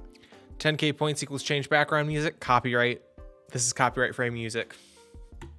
So let's go back to the game scene and add a new grid map node. Then we can drag our mesh library into the corresponding resource and change the cell size to fit our tiles. Then we can select the tile that we want to use and we can decide where to place them on the X and Z axis by moving our mouse around, and on the Y axis by changing the floor property. We can draw tiles by left clicking and then erase them by right clicking. This is fine and all, but it's definitely not the way to fill large areas on the map. For that, we can shift drag in the editor to select an area on the current floor. Click Ctrl F to fill it with the selected tile. You can find all of the relevant actions and their shortcuts in this dropdown. Let's run through some of the important ones using this arrow here. We can rotate the selected tile on the Y-axis by pressing S, on the X-axis by pressing A, and on the Z-axis by pressing D. One thing that's really inconvenient about using grid maps is that unfortunately you can't move around in the editor unless you deselect the grid map by pressing Escape. The perspective view is also not always ideal for seeing where you're placing the tiles, so you might find it useful to change the perspective to top view in order to edit your maps faster. While making your level, you may want to edit the individual tiles. For example, I need to add collision shapes to these as well as change up some of the materials. To make it easy to work with just one mesh at a time, I turn off the visibility on the whole list and find the one I want to edit. The meshes have no 3Ds as parents in this case, so to have access to the meshes themselves, make sure to right click on the nodes and select make local. To have access to the material you want.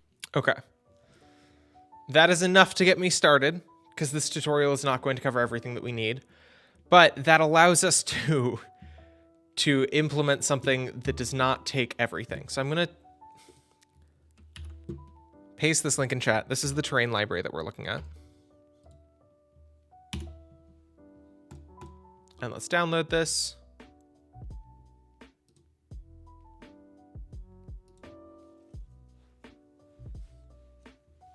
Hey, and it's 932 kilobytes as opposed to 500 megs.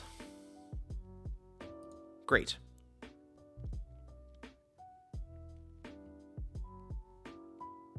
So,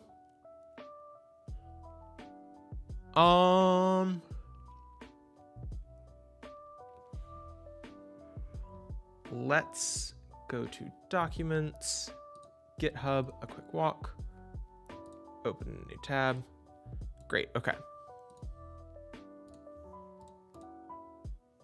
And we'll drag modular terrain collection in there, and we'll open up Godot again.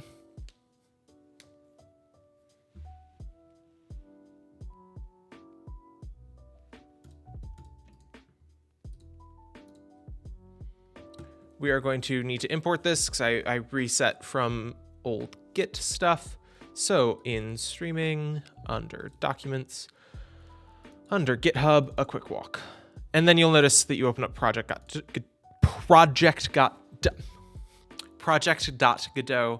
import and edit. It's going to import all of our assets.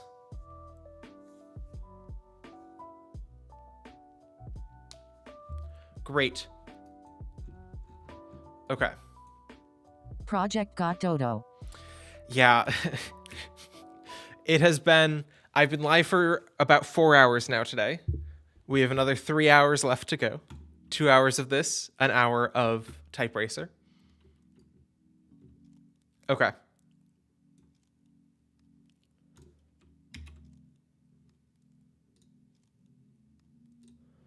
What we are going to do is we are going to create a new scene.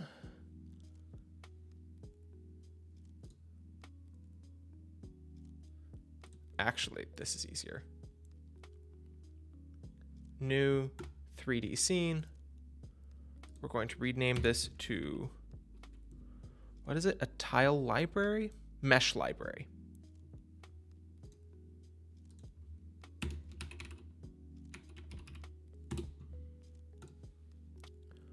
How you imported the terrain pack? I literally just dragged and dropped the folder into Godot. So I can delete this here.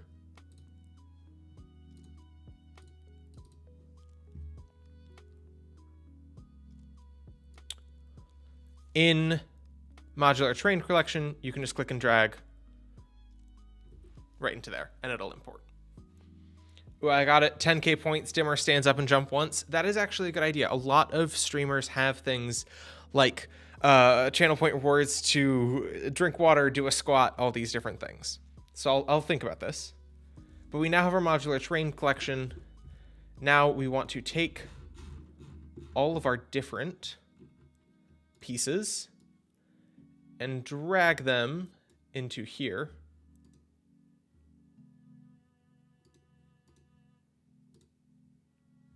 Uh-oh. Oh, okay. Drag them into here. There we go. Great. Now we have all of them. Save.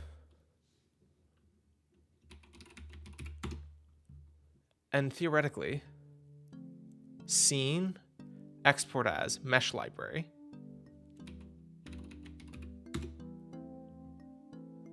Creating mesh previews.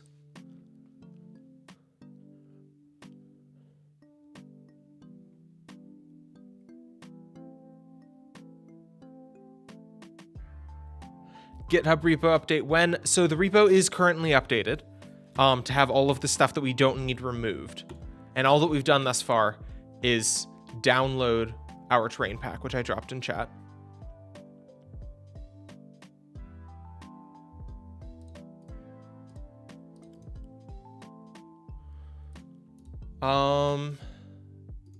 Let's now add a node this is me going fast to test things because I just learned how to do this. Looking for not a tile map. That's 2D. This is 3D grid map.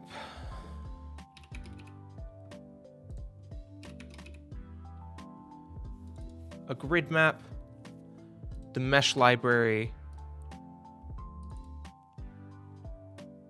Hey, okay.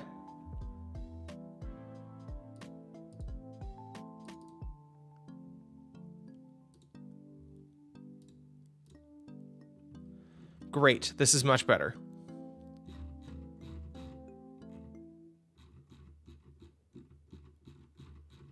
We can scroll through, we can look at everything that we have. We have terrain pieces.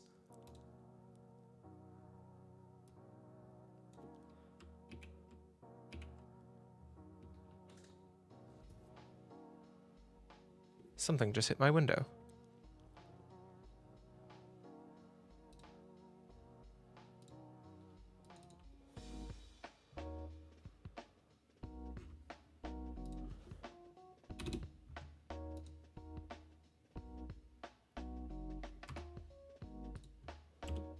Just testing around some changes to see what looks right for scaling.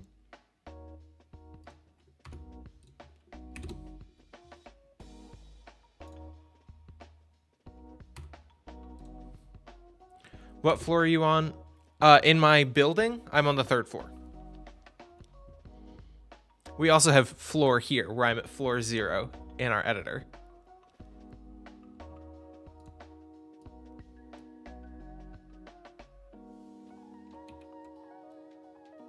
Okay, so that's one piece.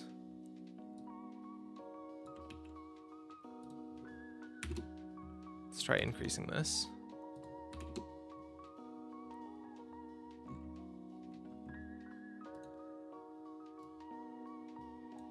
Okay, that looks slightly better.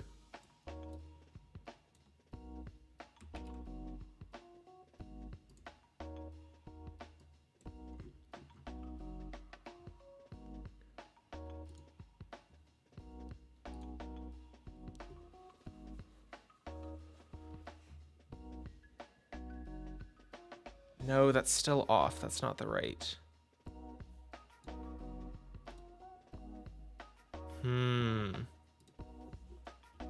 How do I get the terrain pack in? You can just click and drag the folder into your file system here.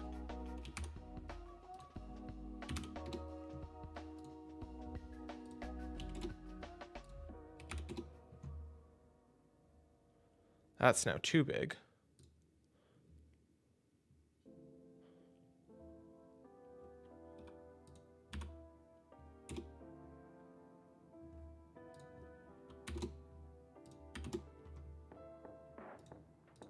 Hey, okay. Great, we have the right tiles. Why is that so much bigger? And higher? Oh, I understand. Okay.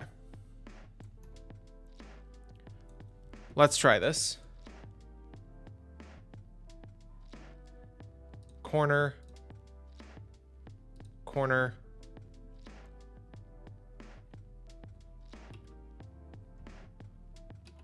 Wait, how do we rotate? This is, again, me learning. 306 items. It is just a click and drag. It's very easy, and it's less than a meg in terms of file size.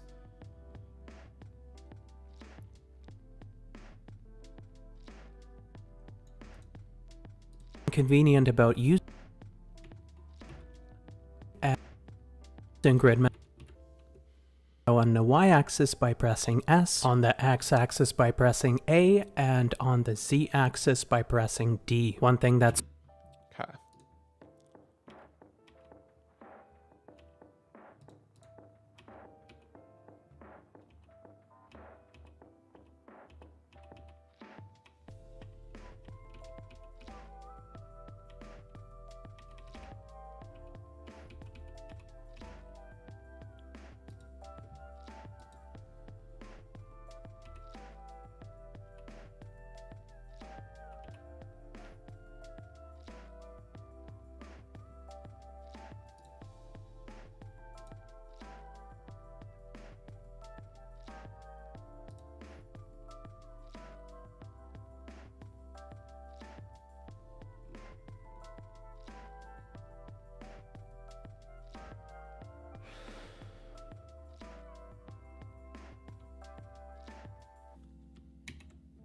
Okay,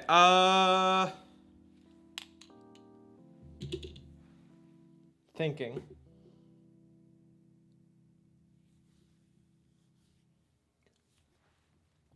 So this stream's been a little derailed. I'll be honest. That Woohoo Island being so massive it couldn't run has completely thrown off what I was planning. We're also another hour into it. We are now at the end of stream number 1. We're now going into stream number 2. Woot woot. We're going to take another 5-minute break. Basically, my plan is a 5-minute break every hour. And that'll also give me time to think about what the plan is next, because I realized I've just been kind of standing here silently trying to figure out how this works before saying anything to y'all. So I'm going to take a break, stretch, get some water, and then we're going to come back and I'm going to figure out how I want to do this so that we both can get to lighting and shading. And also, I can actually explain things to y'all rather than just standing and staring here blankly. Y'all have another 5 minutes. I'll see you shortly.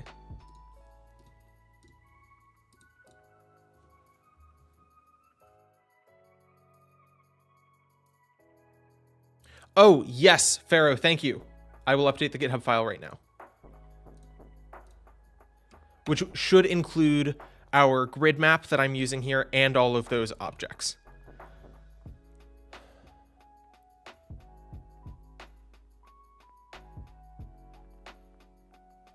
Okay, sorry, I forgot how to do that for a sec. Okay, opening up this repo. No, I don't need VS Code.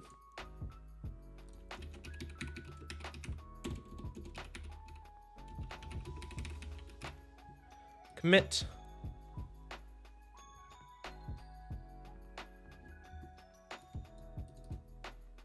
Push. It has now been pushed. You should have this.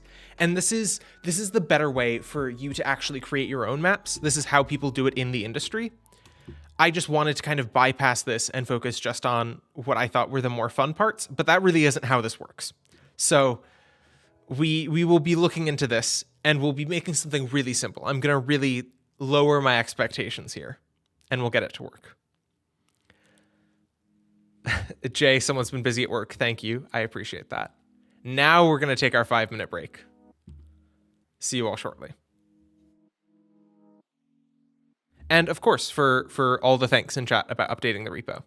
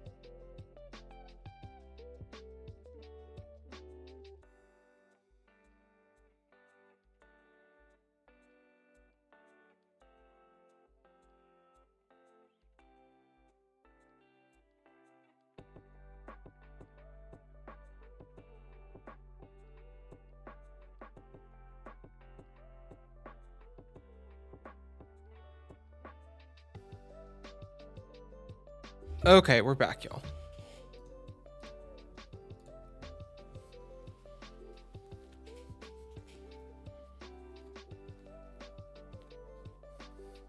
There we go. Hello, hello, hello, y'all. Hello, hello, hello, y'all.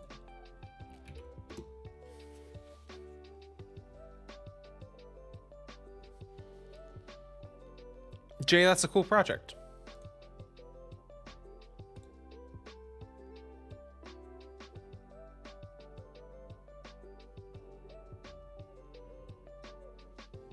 Okay. So I figured out what we're doing.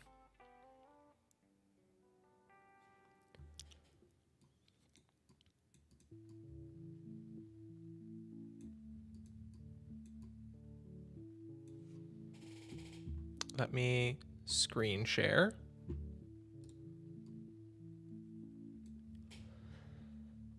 What I'm looking for is, again, to focus on lighting and shading. So we have this asset library, which is wonderful.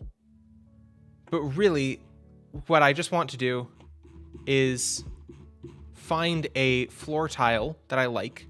In this case, let's scroll down to hilly terrain. I basically want like a grass or dirt tile.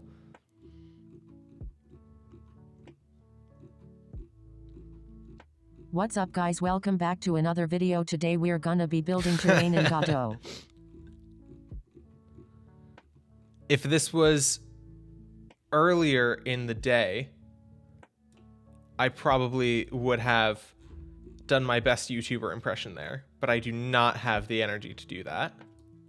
Okay, let's do this. Grid map, fill selection. Okay, we now have a very boring but functional floor.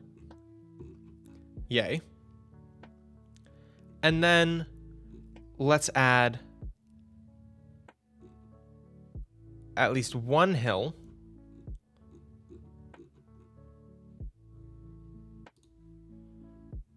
and some water.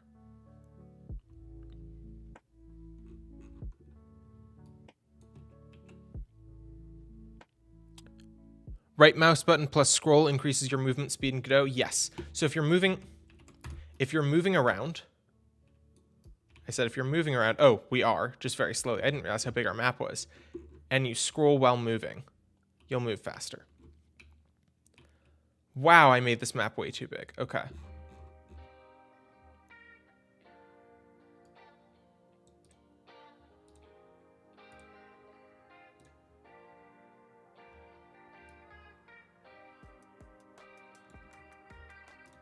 Grid map, clear section.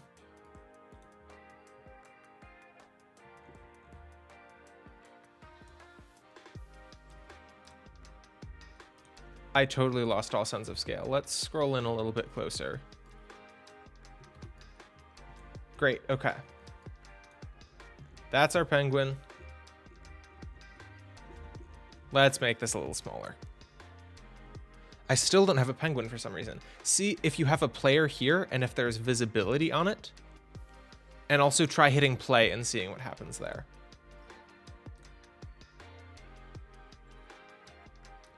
So again, I'm going to make that square. Grid map, fill section with floor selected. And then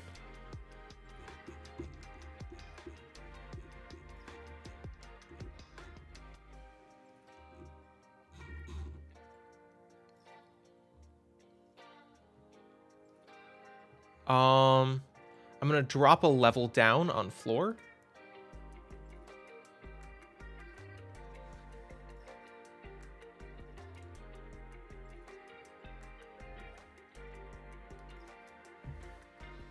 Oh goodness, everything is so broken.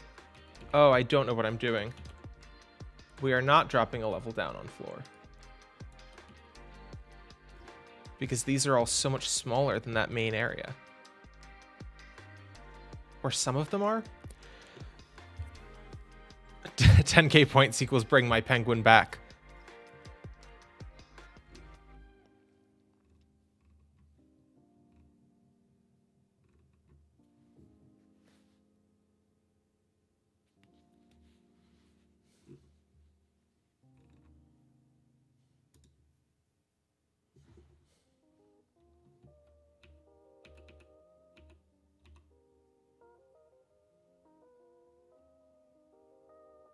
Okay.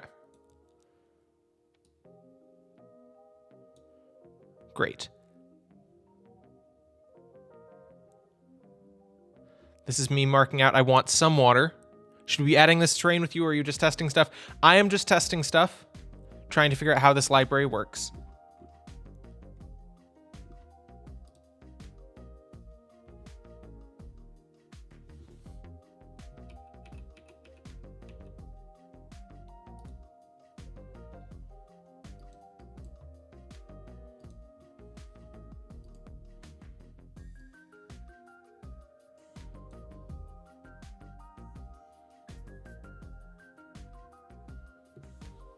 How do you remove terrain? By right mouse clicking on the grid cell.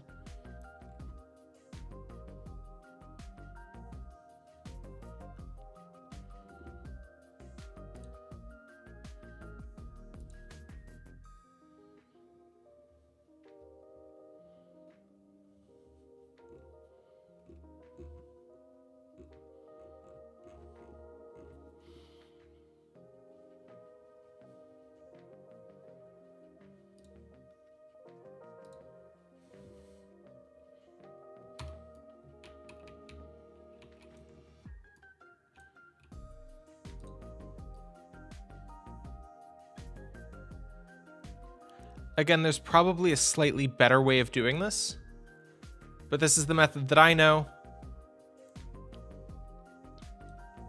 Basically, what I'm just trying to do is I'm trying to create a square of grass. Hey, you found my penguin. A square of grass with a square of some beach.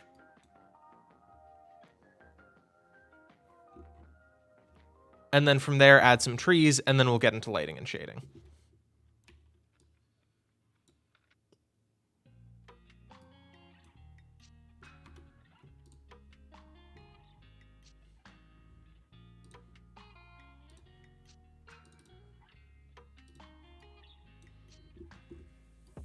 Okay, this is probably a better view for looking at this.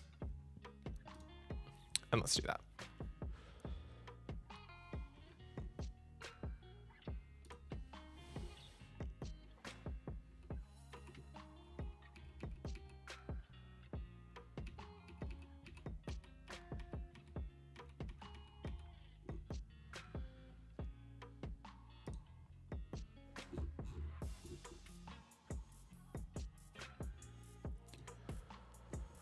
Oh, this is so much harder than it should be.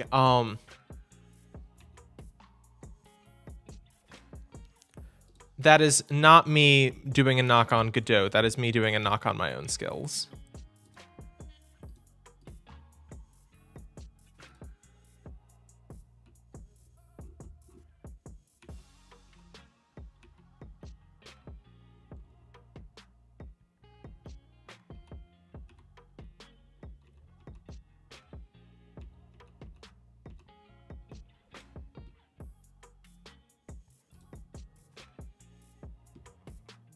Inner, outer. Okay.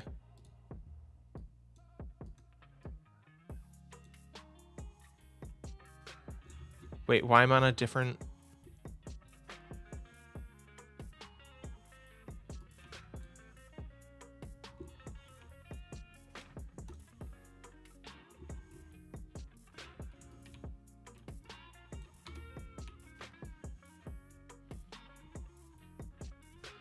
Why are these so much higher?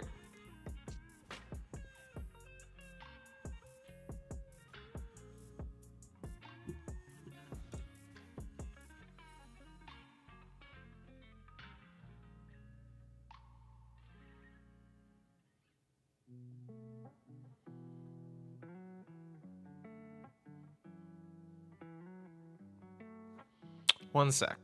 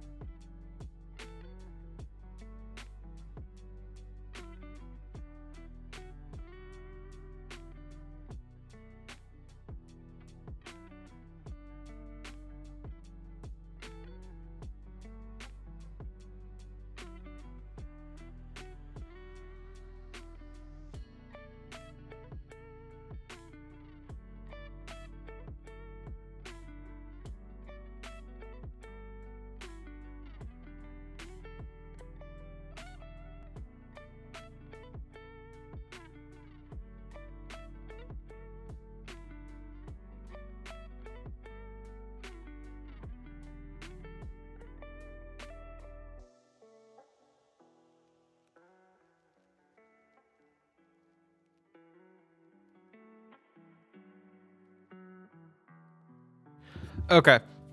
So this is the problem with streams where I'm changing direction what we're doing rapidly. This is the wrong type of terrain pack for what we're doing because the grid size is inconsistent. That's the main problem that we're having.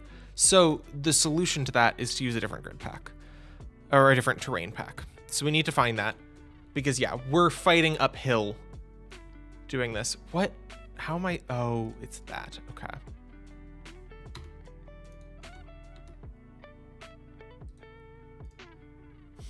So we are deleting the progress that we just made. We are learning, but we are learning that what we are doing is not working.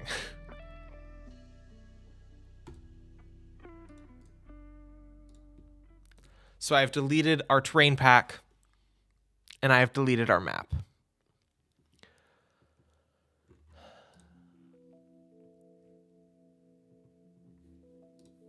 The meshes that they were using are from Kenny. And they actually are on a consistent grid. Let's see what other assets there are. Mini arena, mini dungeon, modular buildings. We want to use something that is here. Car alarm.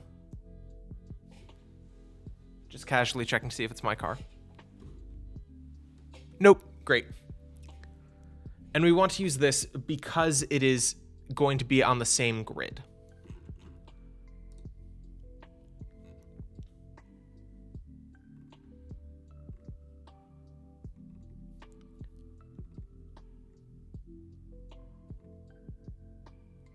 Because the problem is that each of those objects were different sizes and different heights.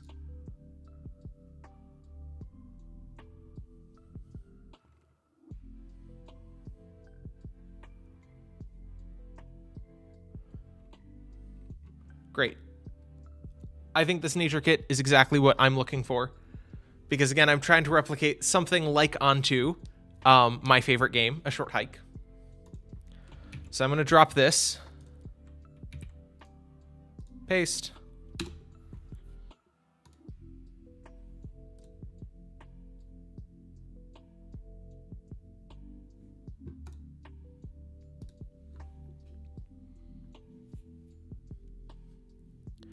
And we're going to try using this one here.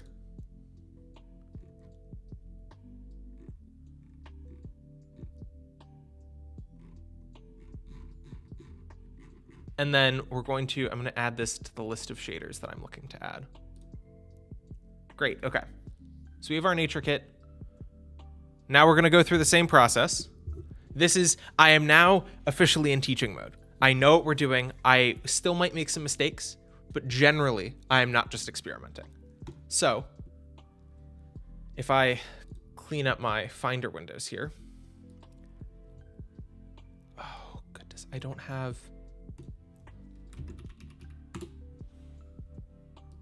Okay, there we go.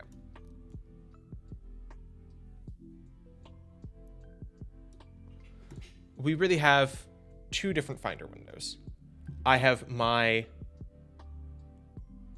downloads, where I'm going to unzip Kenny Nature Kit, and then I'm going to click and drag it into Godot. Actually, I'm just going to do it in Godot itself, because that should be easier for y'all.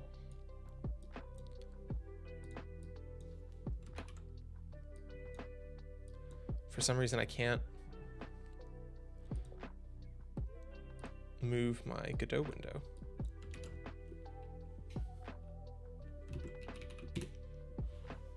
Let's try this again. We open up our project. Hey, okay, this time I can move it around.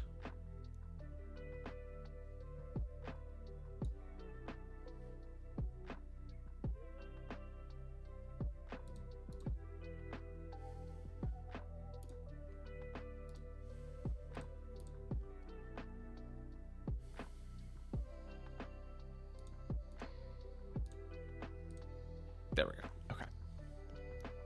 So now where did it go to? Oh, there we go. Okay. There we go. Oh, Dimmer, guess what? What? I'm gonna drag Kenny Nature Kit into Godot.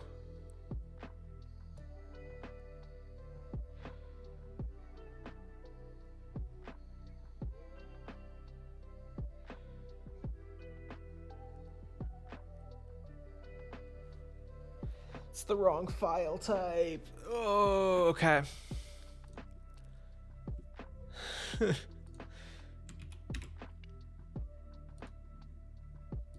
So we need to download a converter, which is fine.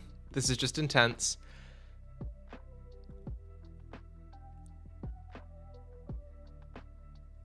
That's a very good copy pasta cat.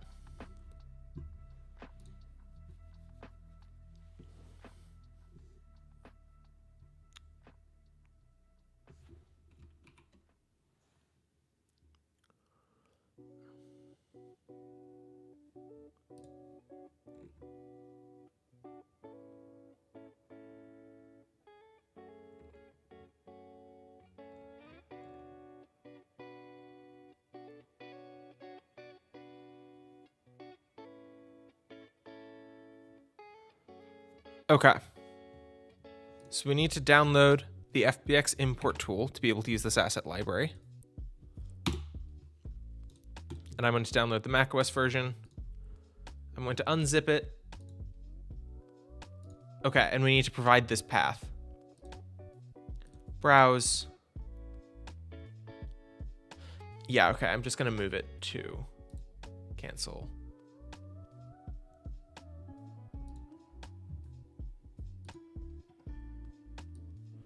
To my documents, I'm just going to move it in with the other folders or files so that it is in the GitHub repo as well. Great. Browse.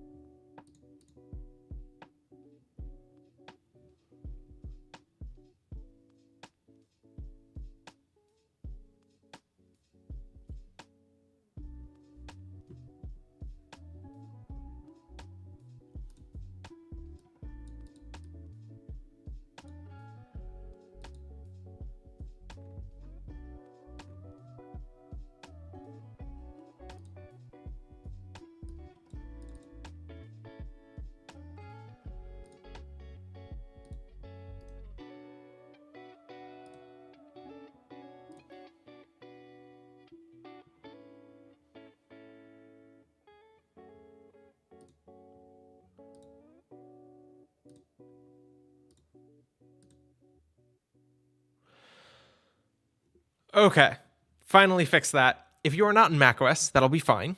If you are on macOS, you need to open it yourself first with right-click open and then select open to get past macOS's fun tooling around making sure that you aren't opening the wrong type of file.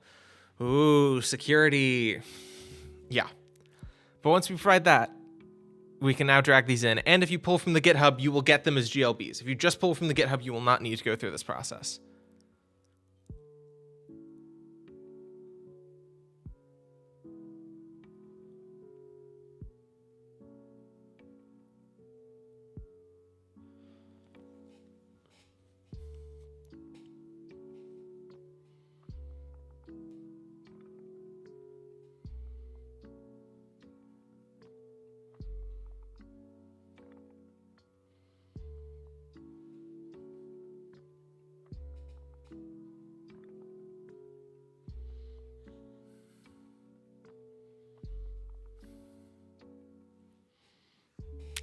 The fascinating and exciting world of watching a loading bar.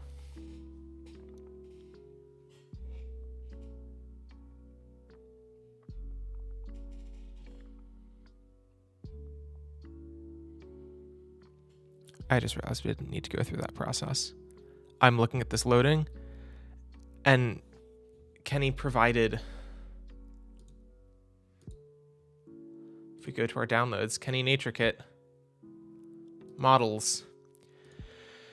He provided them in different formats. Oh, I should have just grabbed. Okay. It's importing this like 5 different times.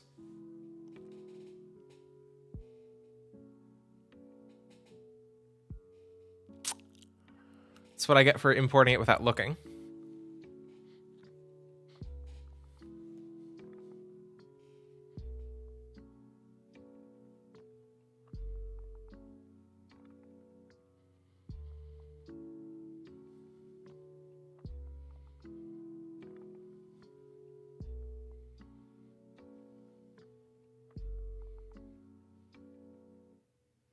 Are you gonna push the changes to GitHub so people, totally not me, can get to where they need Yes, to be? I will, but it needs to be after this is both imported and then deleted and then imported correctly.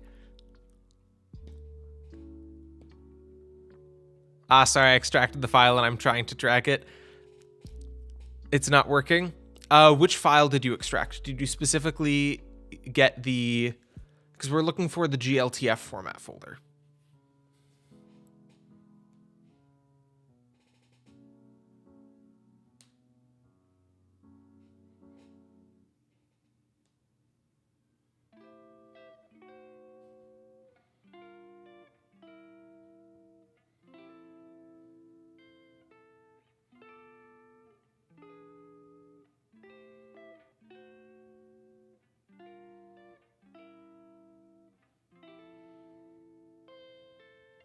Okay, finally saving. Come on, you can do it, Godot. I believe in you. I have been abusing Godot this stream. I downloaded, then extracted. I don't see the GLTF format. So you extracted, you downloaded Kenny Nature Kit.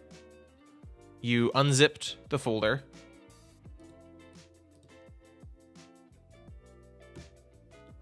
Theoretically, under models, you should see GLTF format. Oh, Godot is not responding.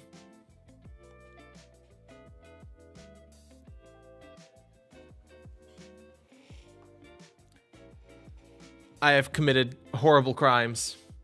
We're force quitting.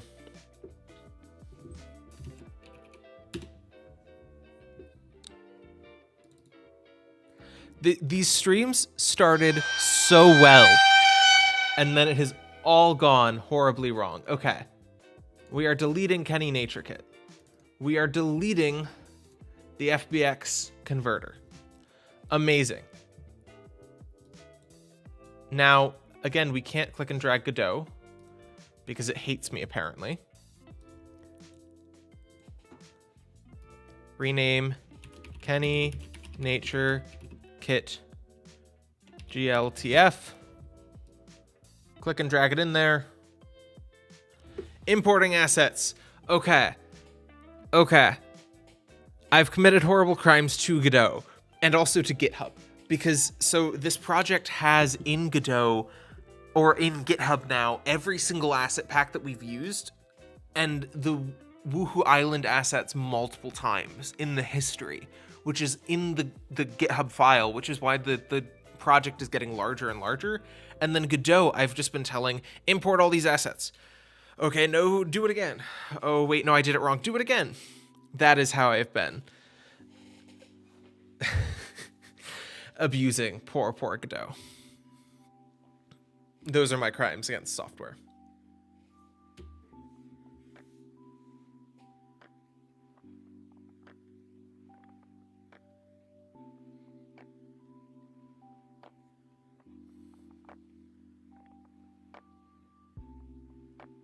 Argario time.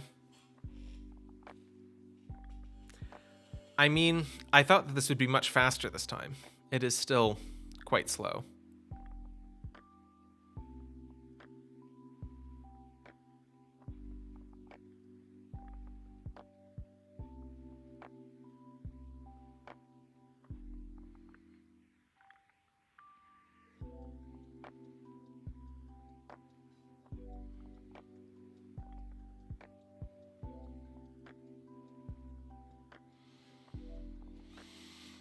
Top 8.1 billion ranked in Agario, at least. Do you mean that you are in the top 8.1 billion of people at Agario? In which case, yes, I can see that. I think I might be up there too. I do generally think that I would be better at Agario than someone who is less than 1 year old. I don't know for sure. I haven't had a scientific study to prove that yet. Still working on getting funding. Okay, that is imported. Okay, now we are going to new 3D scene, import all of our meshes again. Hey, oh look, it's almost like they're all in the same grid this time.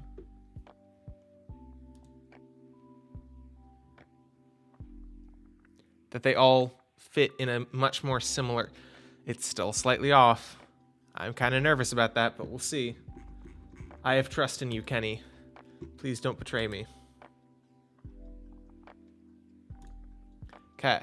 And then we are going to scene, export as mesh library. Dimmer is the 999 septillion channel points equals timeout for 30 seconds a good idea. The average person... Let's tangent time do some math here. Oh wait, I can see that here.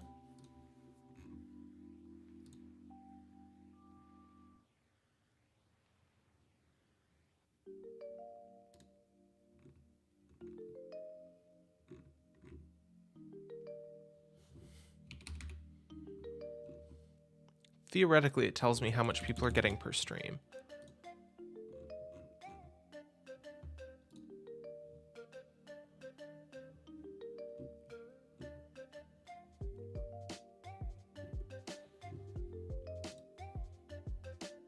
Okay, tip, viewers earn 220 points per hour on average.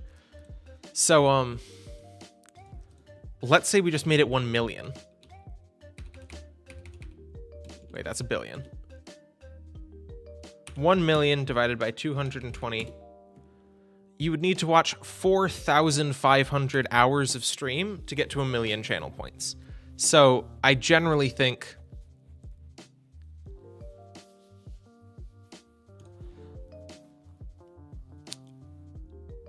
that that is too high. Okay. We have now created a terrain mesh library. So now we can, in our world, add a grid map like we did before.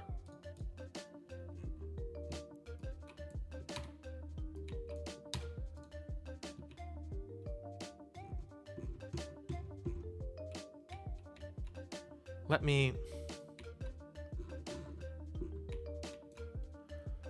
player focus. Hey, okay.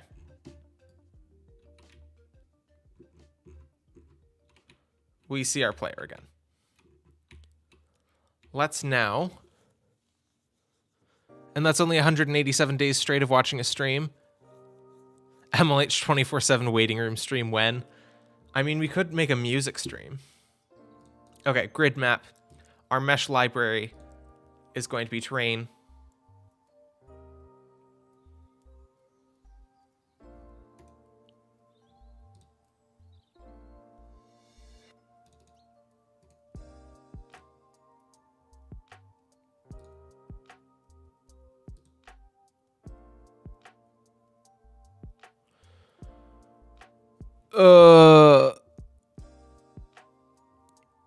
I might have messed up by not adding collisions sooner. We'll see.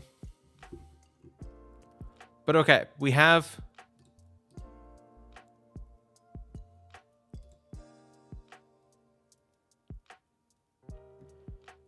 It has nothing in it. GitHub push, not yet. Nothing is actually good for GitHub. We need to create a new 3D scene. I deleted it thinking it was saved in the mesh library. It was not. Terrain.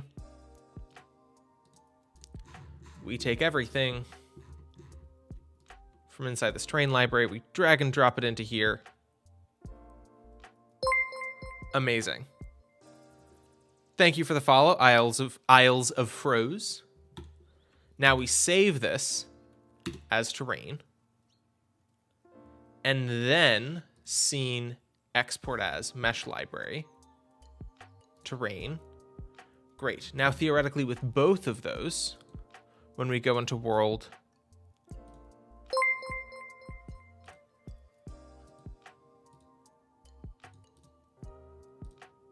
we can set our mesh library to terrain. Why is it empty?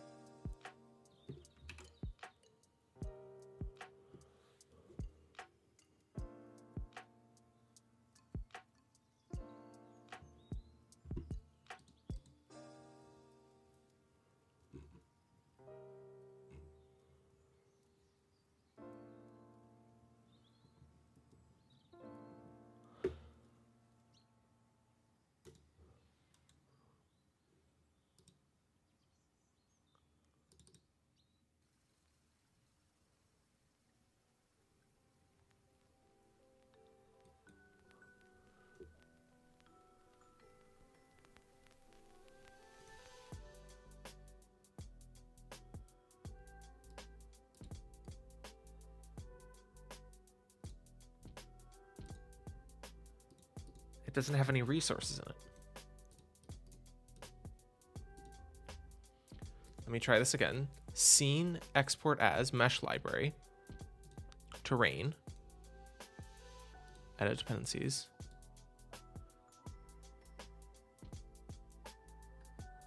Oh, golly.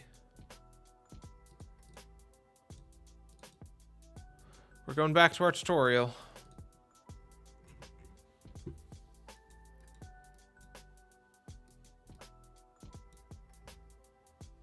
Mesh library out of the meshes. Create a new scene and save it. Then drag all of the mesh files into it. They are all going to be stacked on top of each other in the scene, but it doesn't matter for the mesh library.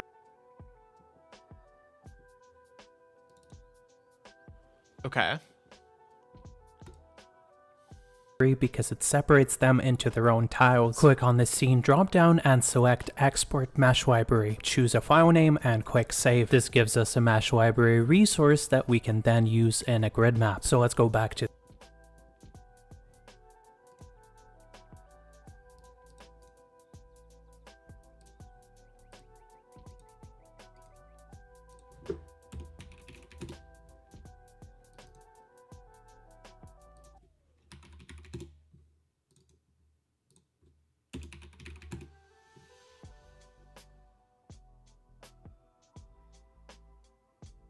Can I get the fork art sculpture on my grid? I don't know what you're talking about with fork art. Folk art. Let me see if that is a thing that is listed here. I don't know, Pharaoh. You'll need to be more specific. Okay. We've done that. We have done this. Now, tiles. Scene. Export as mesh library. Tiles. Save. Now it didn't process anything. It didn't actually do anything.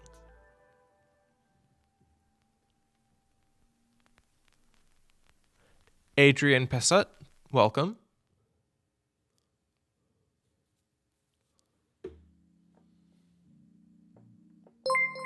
Ah.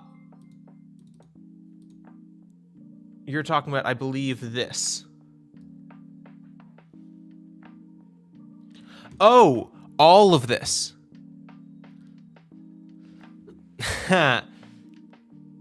What is I assume it's a superimposition of all the sprites. Yes. So I'm kind of behind. What do we do after we have the GLTF folder? That is what I'm trying to figure out. It worked the last time that I did this. I don't know what's different this time.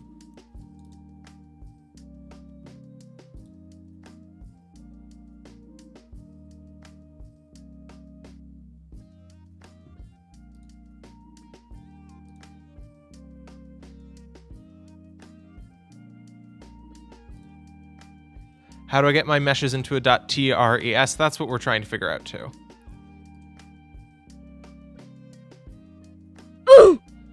Oof indeed, Adrian.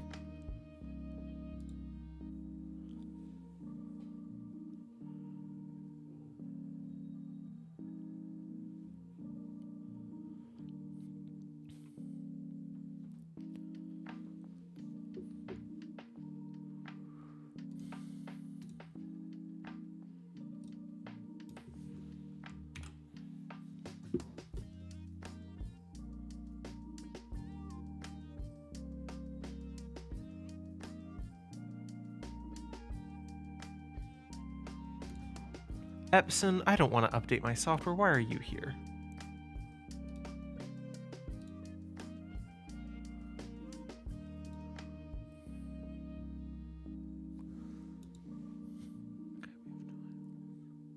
Scene. Mesh library.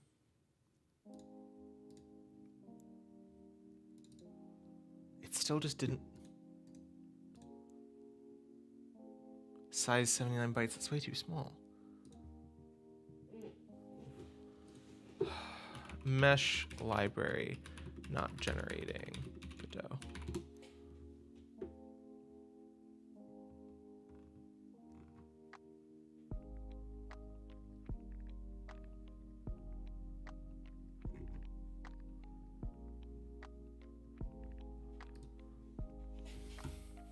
In this video, I'll be showing you guys how to add all these images into your tileset for 3D, so grid map, I suppose you can say. So here on the left, we have a bunch of scenes or objects, right? So if I drag them out, I have like a banner, I can kind of zoom in, we have more banners, have... Okay, so that's working. Tiles, etc. And so I'm going to be showing you guys how to make a very fast library as a scene. So the first thing you need to do is create a new node as a library, and I'm going to call it library. So it's saved as a scene here. It's called library.scene. I can rename it to library. Doesn't really matter. Let's save that, and let's add a few tiles. So the way this works is essentially we're going to have to make things kind of the same size. So you have to have a default tile set or tile size. So let's say this guy. This guy, I think, is 16 by 16 or so. Let's just kind of give it a random number. But there are some that are a little bigger, so that's another tile. Here we go, big spike, I think, yeah. So as you can see, this tile is a little bigger. So you have to make sure that the tile size is the same. So in this case, we're going to delete this guy. We don't want him. Let's add one more. Let's add, no, not that one. So here we can see big, it says big. Let's add a regular one. That one's two tiles large. There we go, here's another one. It's the same one as the other one. Here we go. There we go. So essentially what you want to do when you're setting up the tile set for the grid map is you want to just line them up together, and that's it. And that's pretty much all you have to do. So we have to just drag them in, drop them into our library, and that's it. So next up, we're going to just exit this, and let's minimize this. And now what we can do is go to the scene on the top left. We'll go to export. We're going to export as a mesh library. And then as you can see here, I have library. So I'm going to make a library 1 to show you a different example. And now when I save, I can go here, and let's hide all these. Let's add a grid map, a completely new grid map. Let's go into our grid map and take our library that we just exported and drag it in. And as you can see, it's automatically made these for us. In fact, if we just go to the library and go to the item, it'll show it. But why? Why is that not working for me? Scene. Scene. Export as mesh library.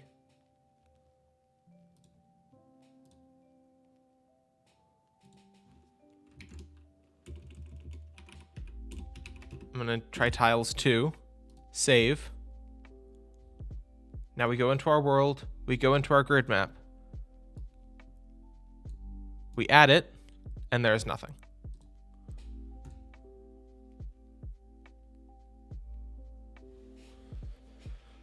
Oh.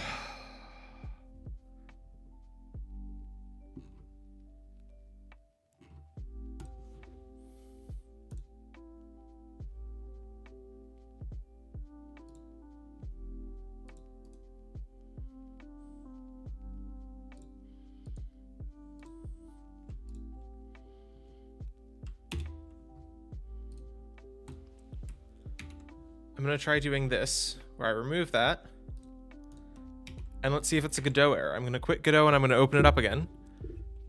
Because at this point, I don't know.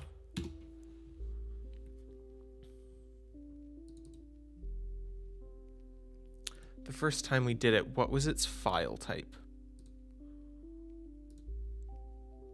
OBJs. Let's try that.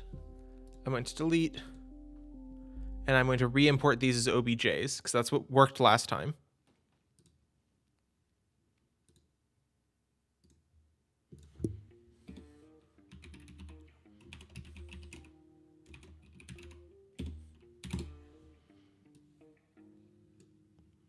Click and drag it in. Ah, you'll notice it's not creating scenes this time. Okay. OBJs seem to be working better. What are the file types here? He used GLTFs. It looked like. Yeah, GLBs, GLTFs. So that might not be the issue, but it might be the issue on my specific instance.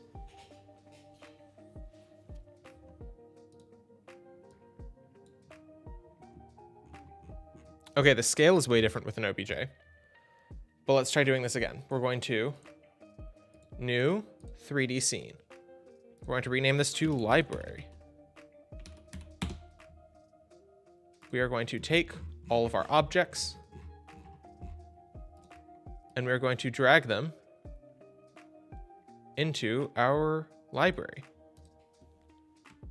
Then we are going to save. This is library.scene.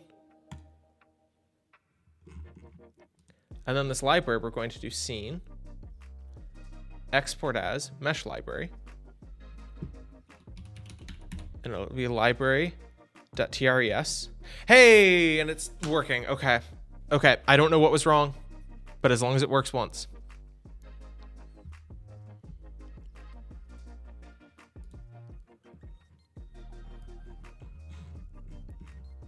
Now, theoretically, what I want to do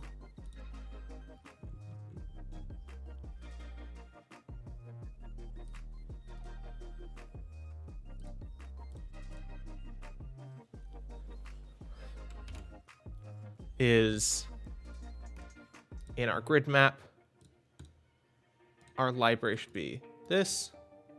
When we open that, hey, we have our options here. Okay. So now, oh my goodness, and they're so much better sorted too. This is the better library for what we need. Okay, we have all of our grounds.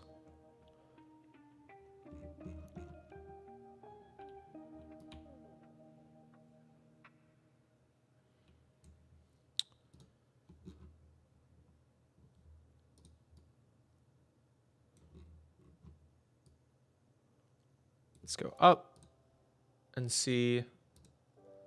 Okay.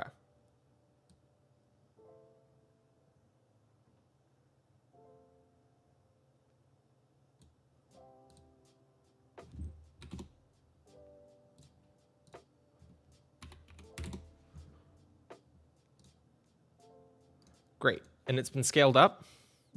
So let's, on floor 0, create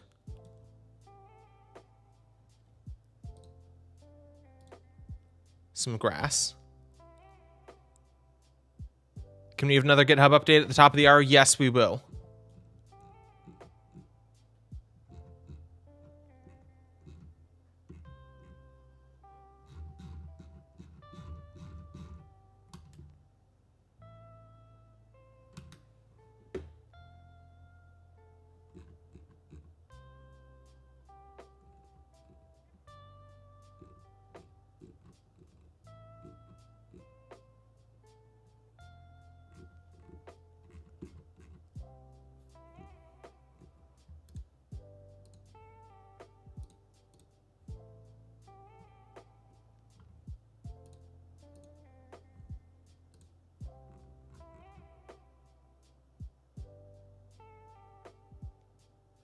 Okay, that theoretically makes sense to me.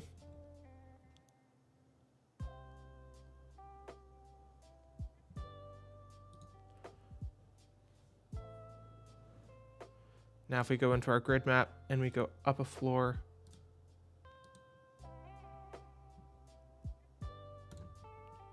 hey, okay, our grid is just working, which is wonderful news.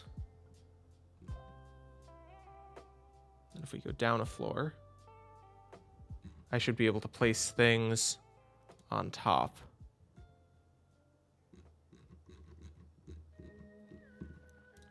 Like the stack of logs. Oh.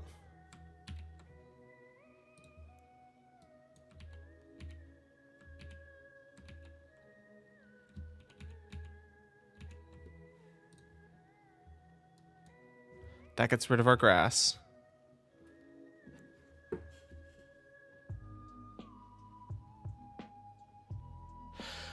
Okay, we'll need to create 2 grids. One that is our overarching structure, the other one which is our accessories, so to speak. Great. Okay, now that I know that this is working, I'm going to save. I'm going to go into our library. I'm going to select all of these, and I'm going to generate those static meshes. Mesh, generate tri-mesh static body. You'll notice that Godot doesn't die because we're working with a smaller set.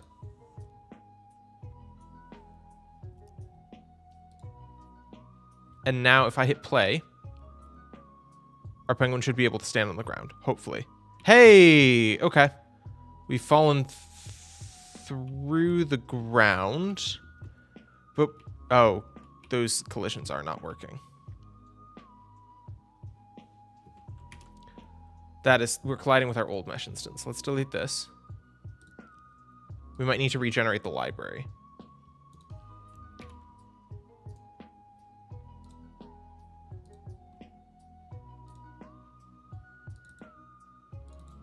We have our library scene. This time it has collisions scene. Export as mesh library. Library with Collisions.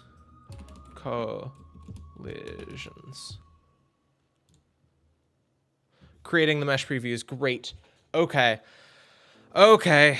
It's taken us a while, but we've gotten there.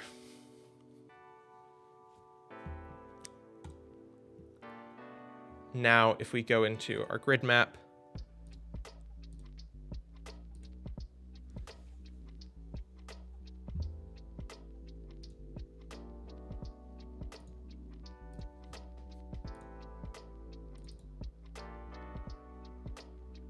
and we hit play,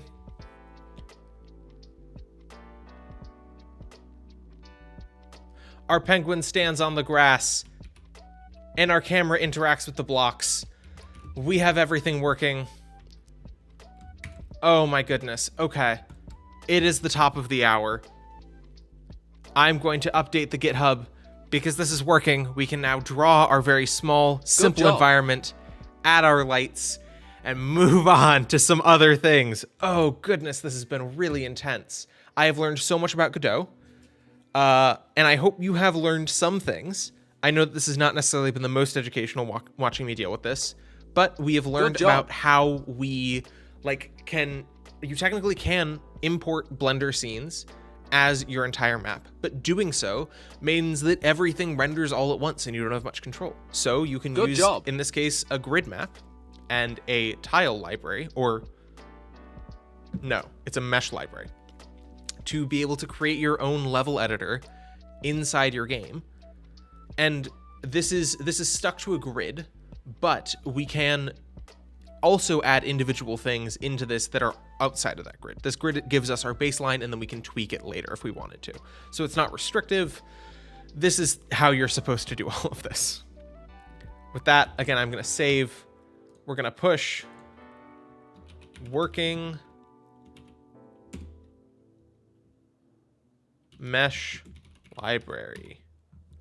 Commit.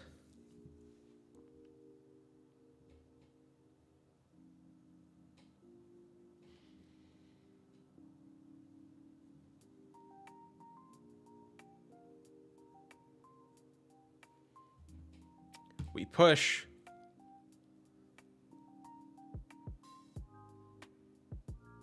The GitHub is up to date. You can now update that. We're at the top of another hour. We're going to take another 5-minute break. And then we will be back for creating our little scene. It'll be a small diorama, a few trees, a cliff, a campfire, maybe some mushrooms. And then we will talk about lighting. We will get it to look like sunset. And if we have time, we might not. Shaders is a part 1, part 2. So I think today we're just going to focus on lighting. Nice. And then on Wednesday, the last day of Global Hack Week, we're going to come back and we're going to do shaders. We're going to add that water so that we're on an island.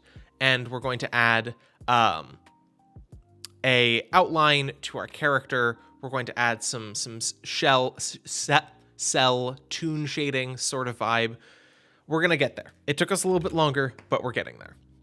With that, everything has been pushed. Let me open up my timer control to start our timer for our quick break. Great. See y'all in 5.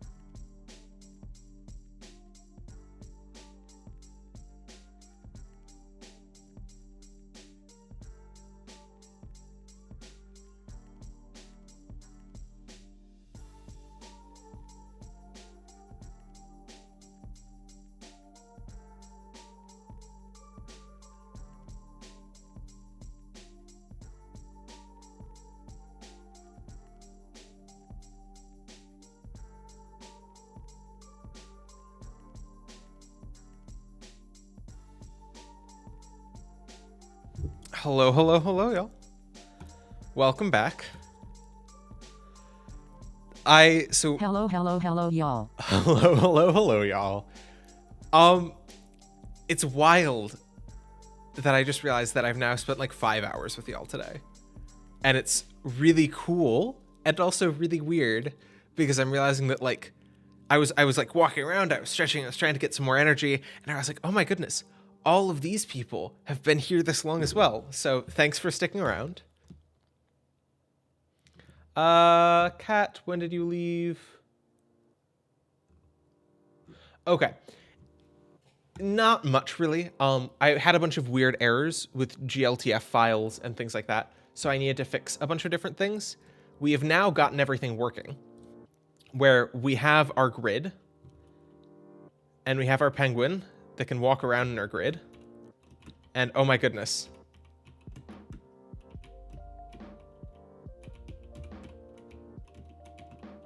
We're able to jump up on top of our platform. That's wonderful. Oh my goodness. The things that we have made are coming together.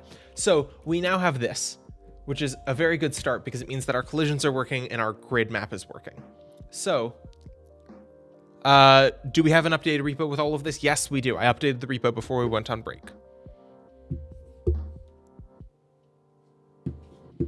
So we have all of this.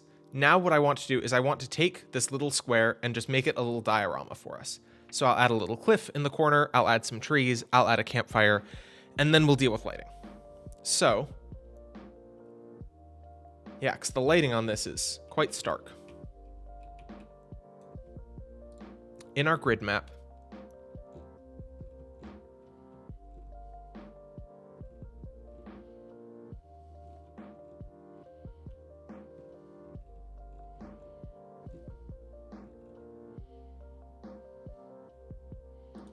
let's take a look from the top. Oh, take a look from the top.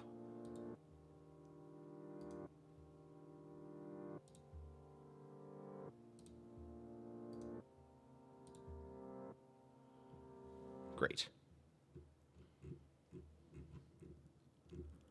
And I'm going to place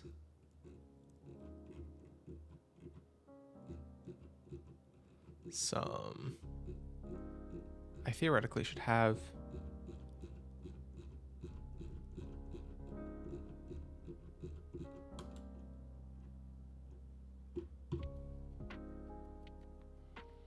Thank you, Pharaoh, for dropping the code.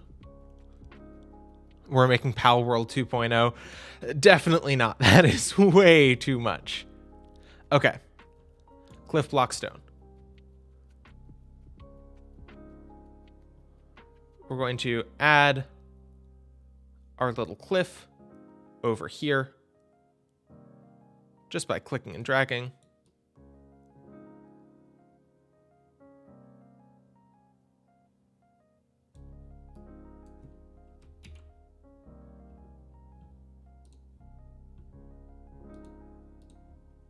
Great.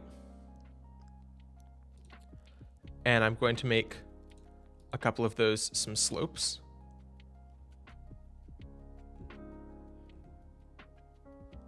Then we're going to go up a floor.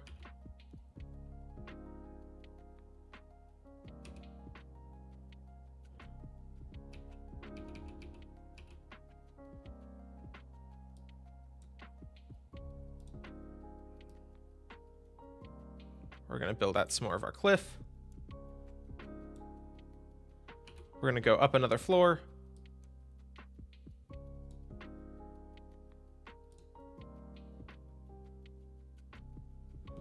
That's a half height.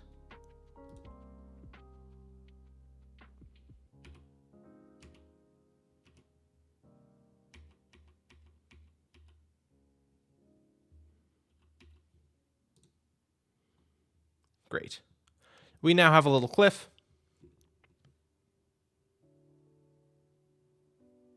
I have no idea what is being placed.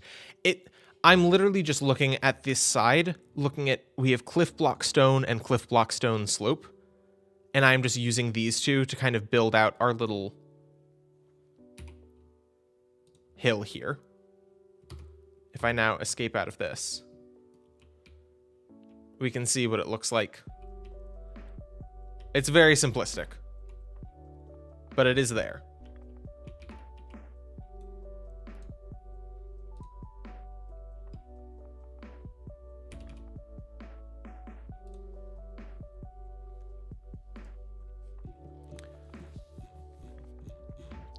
And then we're going to make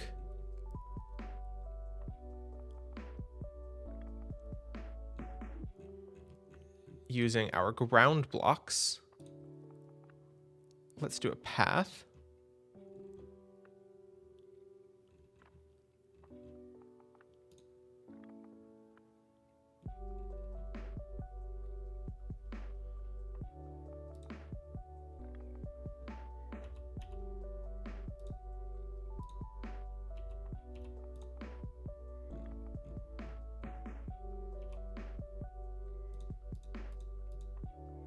Great.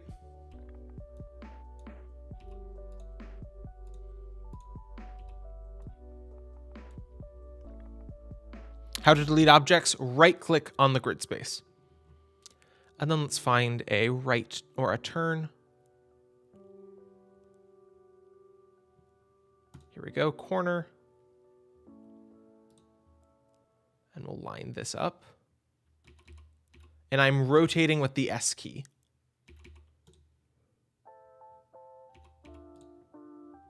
Great, now we're looking for an intersection, a split. Right there, and right there.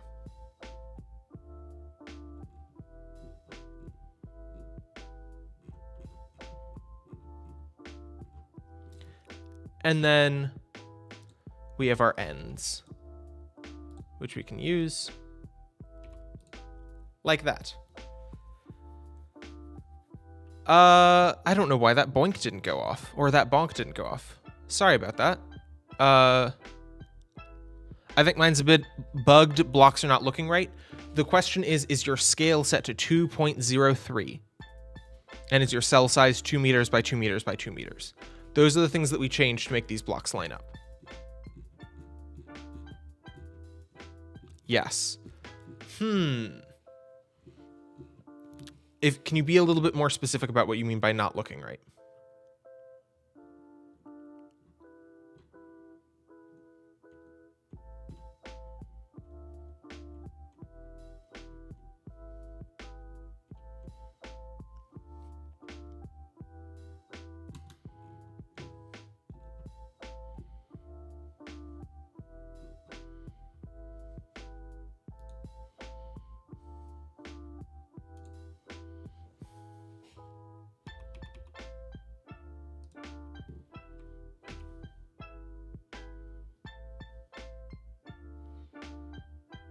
I can send you a Discord DM.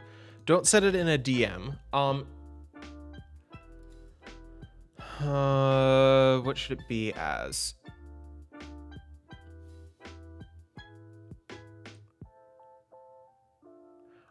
If you can send it as a message in what channel?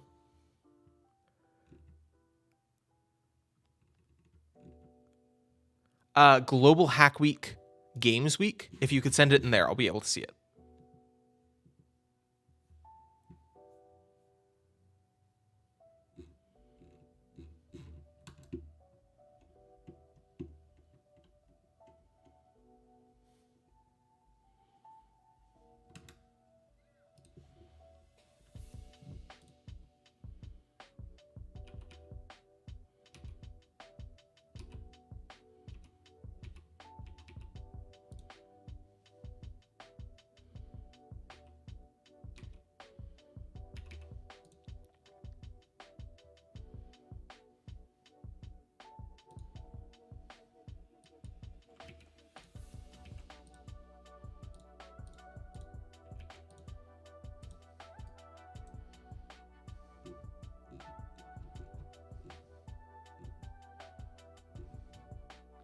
Should I ping you with it? Yes, please.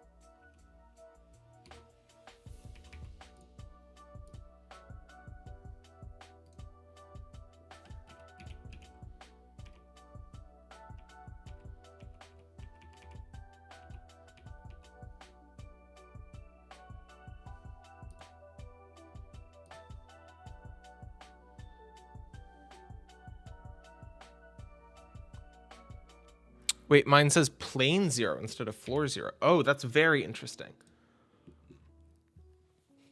I haven't gotten it yet.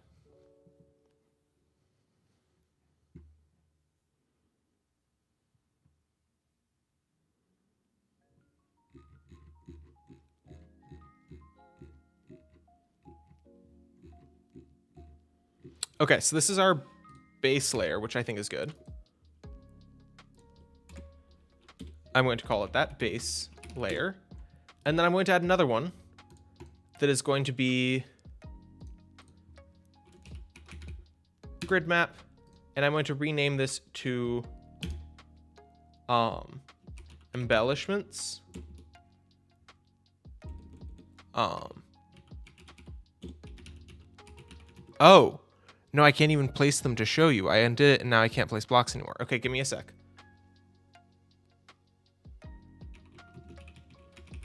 Embellishments with collision. Oh, I can't use a slash.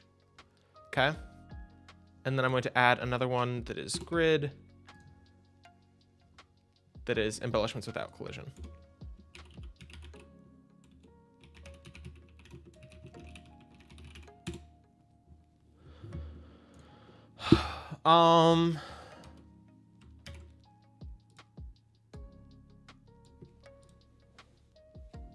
So you have this selected.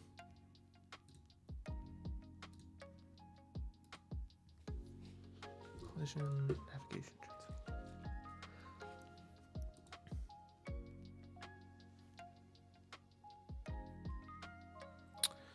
I undid it and now I can't place blocks anymore.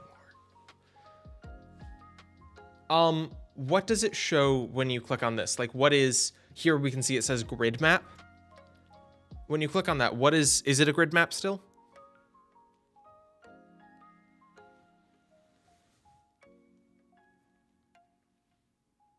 And is your base layer in your world scene?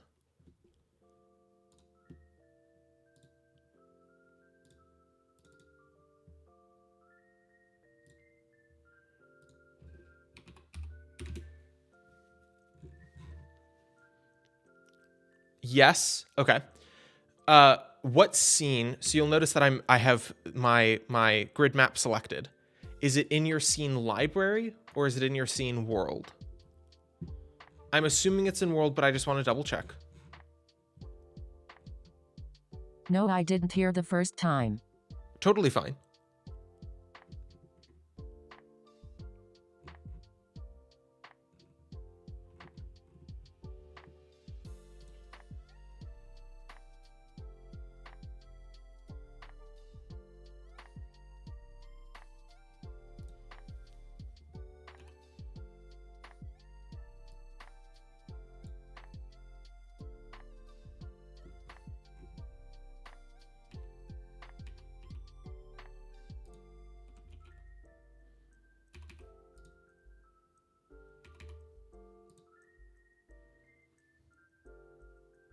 I'm going to sleep. Thank you for joining us, Jay. I totally understand. It is quite late for y'all.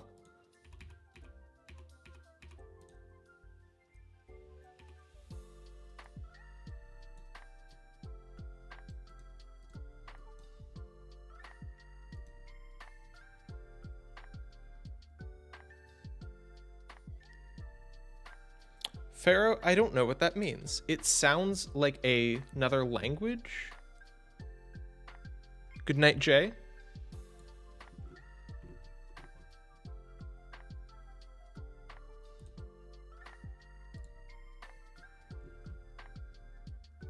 Thank you for this awesome stream. Thank you for joining us. It's Hindi for good morning. Okay, good to know.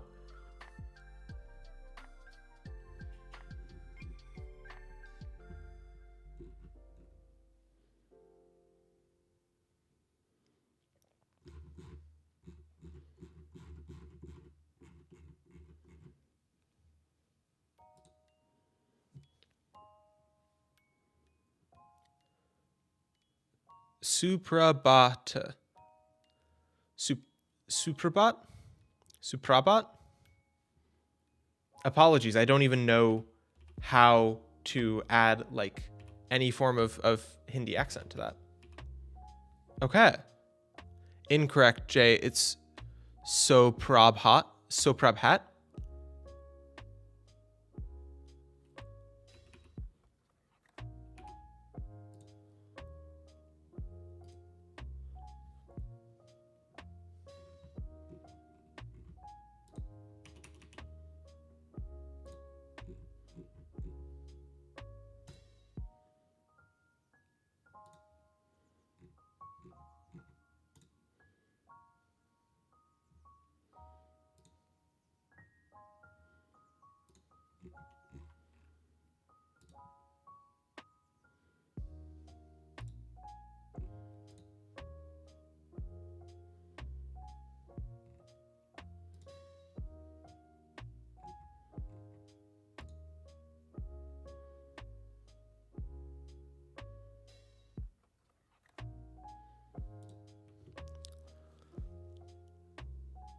Wait, I said yes to the first question, but I said repeat because I didn't.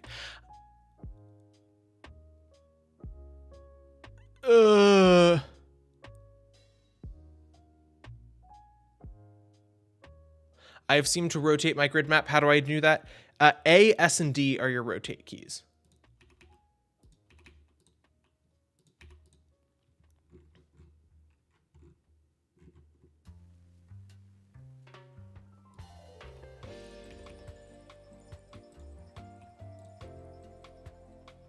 You were asking something about the grid map. Yeah, I was trying to see if this grid map is inside your world scene.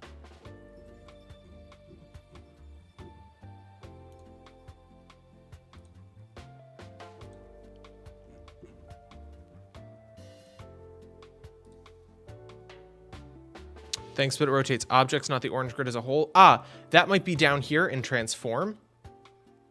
This rotation. Cat, okay.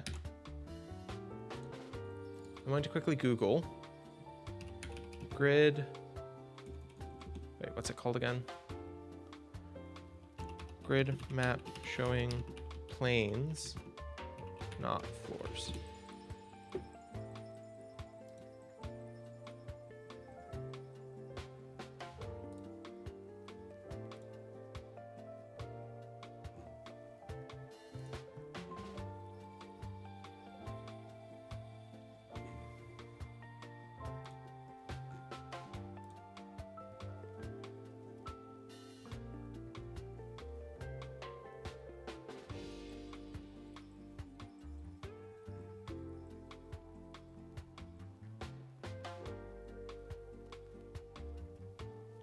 Never mind, it's ZXC for the orange grid. Oh, interesting. Okay.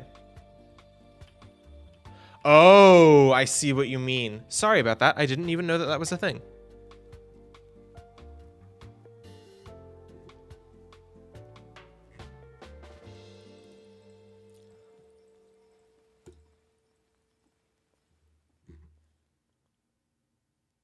Cat, that was my problem. Oh, okay. Amazing. Great. I'm so glad that that was solved because I had no idea what what was happening there. I didn't even know what to start Googling.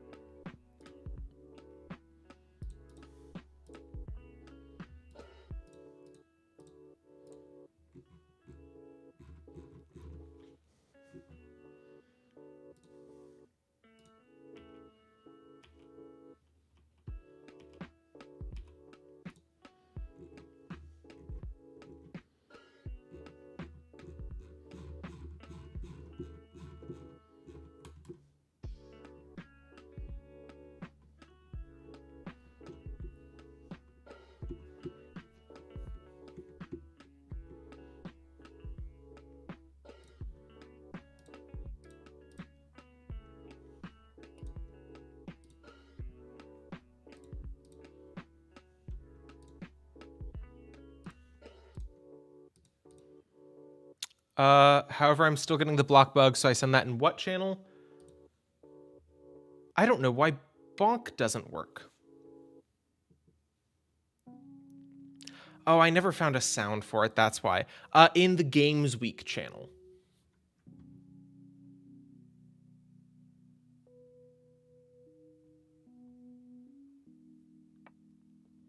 Okay, I've added many embellishments to our game world. Some with collision, some without.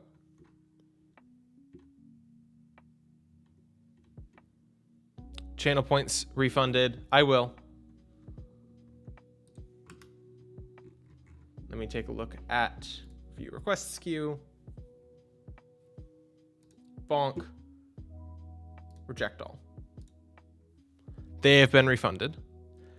Is it possible to use a reference photo as a basis to build upon? Yeah, of course. I'm not using that because I'm just kind of throwing stuff in here because I just want us to be able to go from here to add lighting and shading. But that would probably be really smart. I think it would be good for you to like sketch out with a pencil and paper how you want things to look, because this is not necessarily the most interesting interface for experimenting, but it is good enough for actually creating. Now, if I go into our player and I scale our player down, now if we hit play,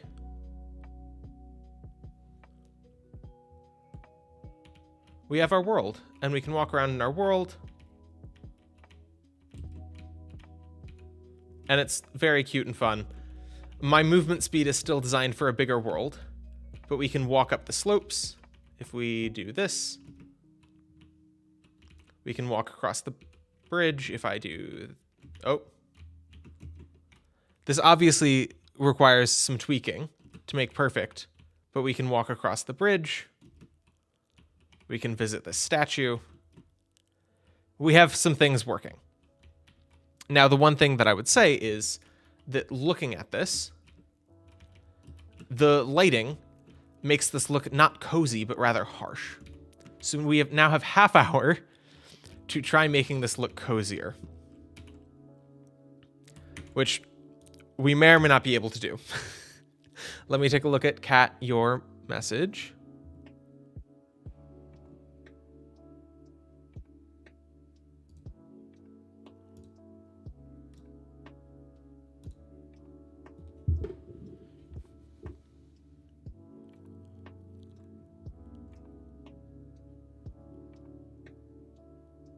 Can you send that again, Kat, but with grid map selected? Currently you would player selected. I want to be able to see into your grid map inspector.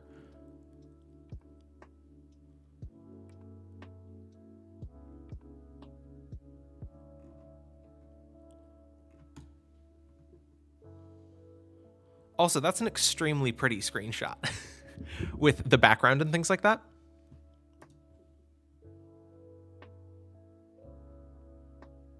Actually, what I'm going to do is I'm going to save this. We're going to upload it to GitHub.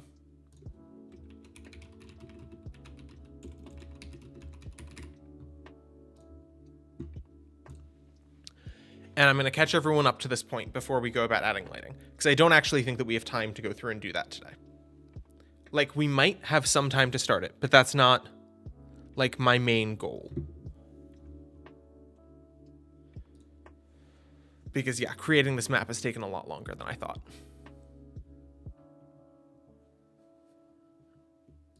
Okay, great. Thank you, Kat. Size, scale.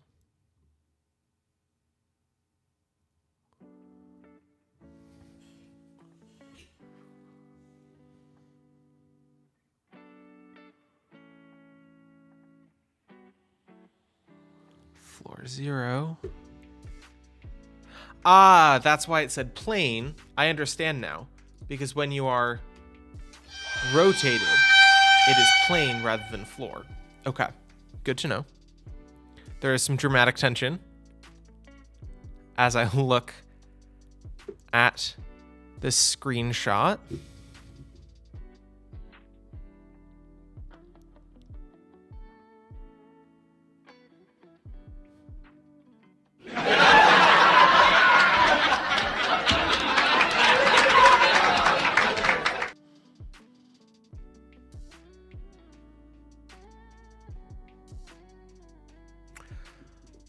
Kat, are you okay if I show your screenshot on screen? I assume so. I don't see any personal information, but I just want to double check before I do. Oh, wait, you sent it publicly in Discord.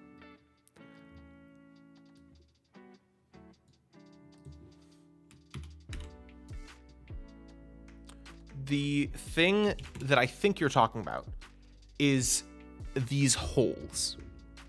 And specifically these holes here, where it looks like the two sides of your mesh aren't lining up, which is really weird to me because you only have one grid layer. So theoretically, these all need to be in the same grid. And I really don't know what's happening.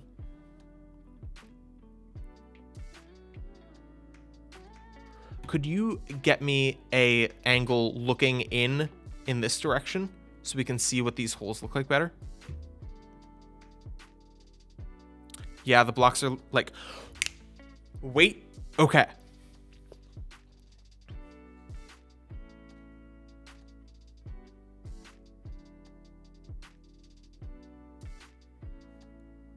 Can you send me a screenshot of what library.tscn looks like? It's this tab right here. If you could send me a picture of that, that could also be useful, because that might be where this problem is coming from.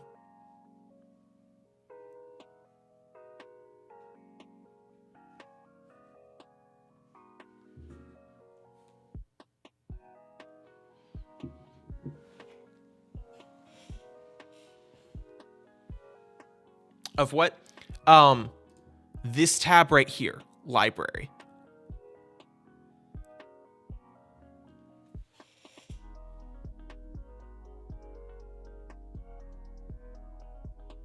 Oh, I understand now. You're on macOS, so you did screenshot of window, and that's why this looks so pretty.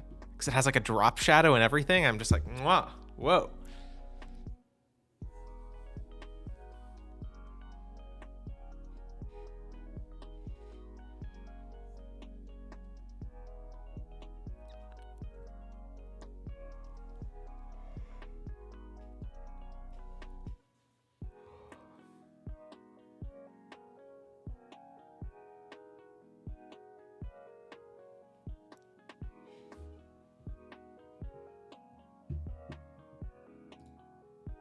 Okay, great. I see the screenshot that you sent from the other angle, which does help. Oh, that really helps. Okay, yeah, send that library screenshot.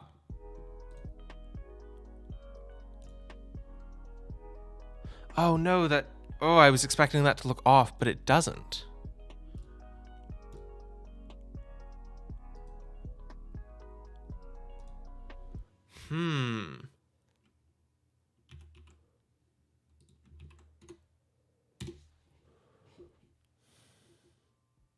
So my theory was that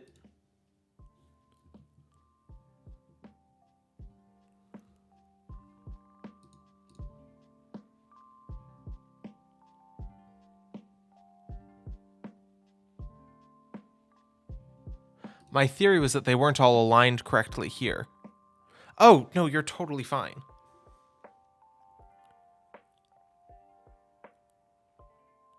But they are aligned here. That's not the issue.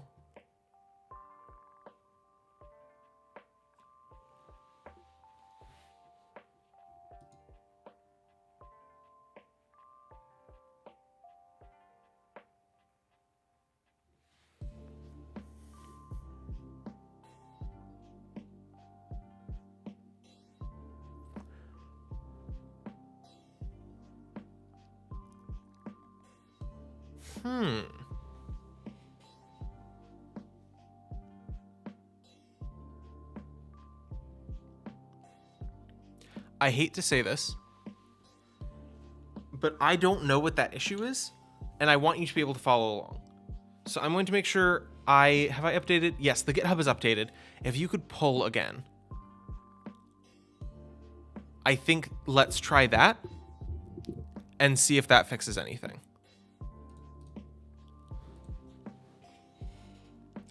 because that would be my next step. I honestly don't know what else is happening.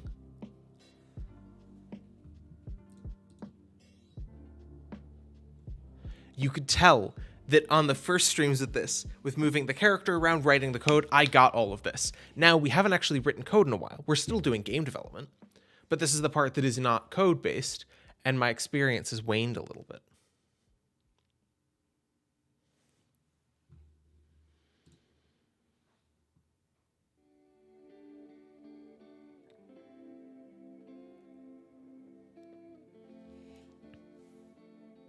And there goes Godot crashing again. Dang.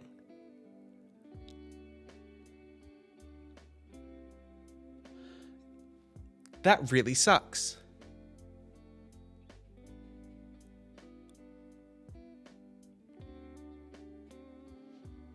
Anyone else having any questions, concerns, problems, any ideas for something that you want to add that we haven't done thus far?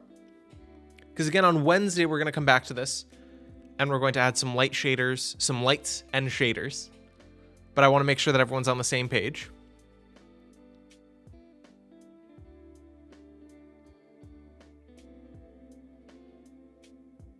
Add enemies to fight. That is a little bit too much.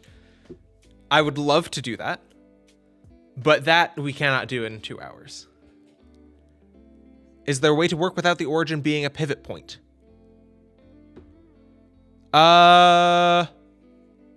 Yes. So, if you, so again, you can right click and move around, but I'm assuming you're talking about when you're editing the base layer, your only option is that being the pivot point, because that pivot point is the center of our object.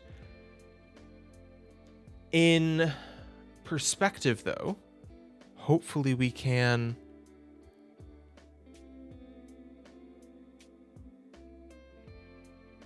Rotation with view, line transfer, focus selection. Focus selection. It crashed again. Dang.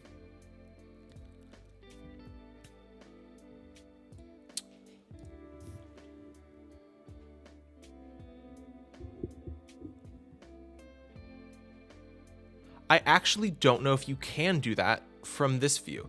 I know that if you switch to one of these views, you can use... Not...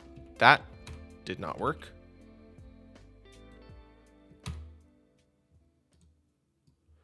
You can drag it around and then start editing your base layer.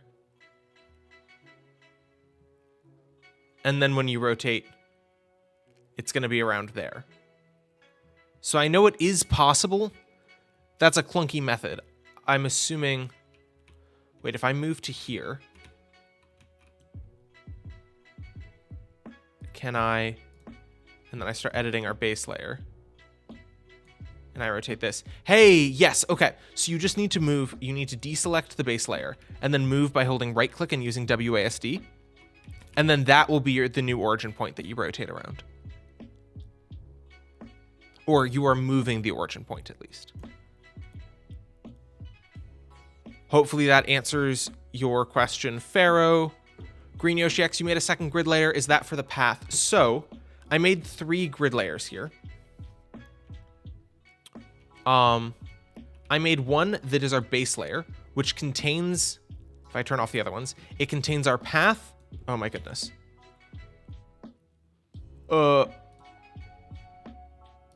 This is a little bit of a pain. Great, okay. It contains our path, it contains the cliffs, it contains the bridge. The reason why is because these are all things that if we were to place something else... Oof. Indeed, Kat. I'm reading your messages. Thank goodness for MagSafe. I just caught my charger with my foot and ripped it out of my laptop. Give me 1 sec.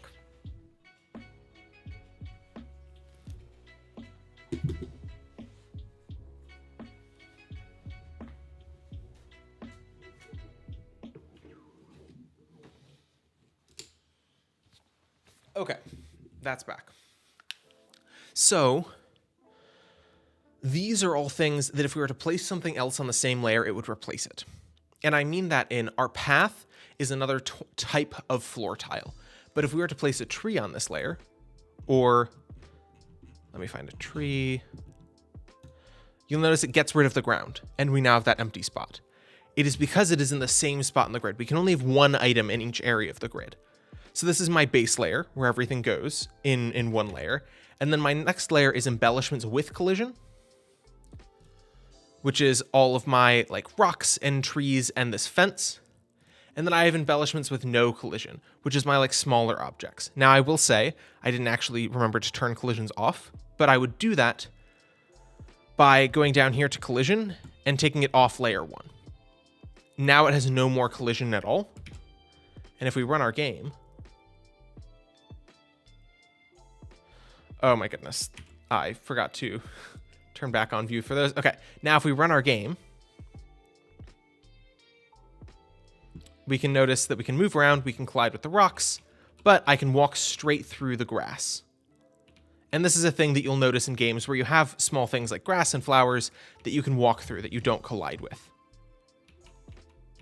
In this case, these logs probably should have collisions. That's a little bit weird how big they are. But those were the layers that I didn't have like a specific methodology for it. I basically just created a new layer as I needed it, because you can only put one item in each piece of space.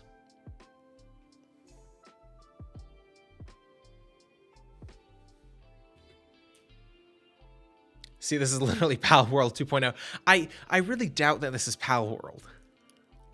I appreciate what you're trying to say.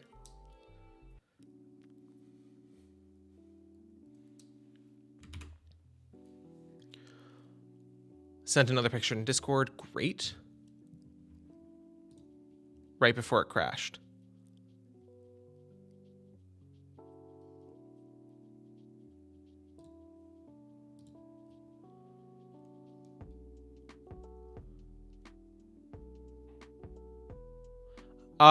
I can only see, I can't see, it looks like it looked fine. But I don't know what I'm supposed to be looking for in this screenshot, because it's like cropped weirdly and stretched. It was all stretched for some reason. Oh, was it that Godot looked like that? Can I ask Kat, what, like, what?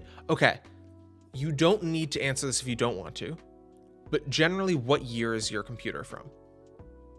Rough estimate, I don't need the exact. I'm trying to see if it is a hardware or a software thing, because you're having a lot of crashes and a lot of bugs that I'm not experiencing, and you're using the exact same files and settings that I'm experiencing. My laptop's a 2021 laptop, so not newest, highest end, but also by no means old.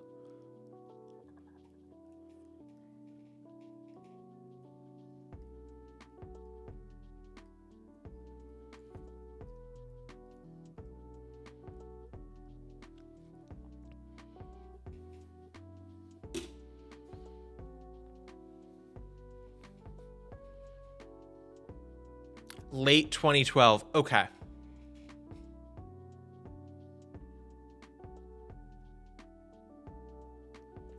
Can you try switching up here from forward plus down to compatibility? Could be on Windows, but I'm using Mac for this. Totally fine. If you could try switching down to compatibility for me and opening up the project and seeing if you're still having those issues. It will look slightly worse, but it'll take a lot fewer resources to run.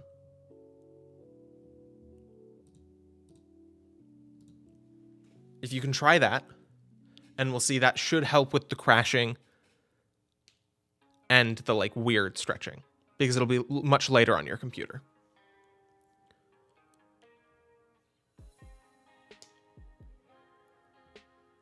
And it crashed again. Before or after you made the change?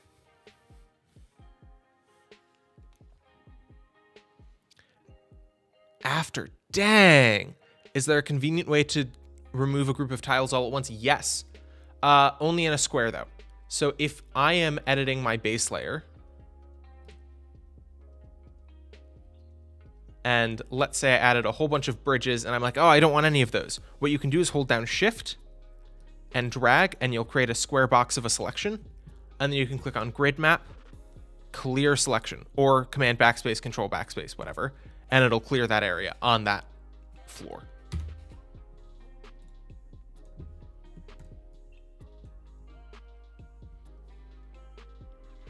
I am really sorry, Kat. I don't know. I hate to say this because I strongly believe that anyone can and should do development regardless of their access to resources. But it might be that your computer is too old to be running this version of Godot, which sucks. Don't get me wrong. But that is where my brain is going. If you're having consistent crashing, and that was like a rendering issue of like the entire engine.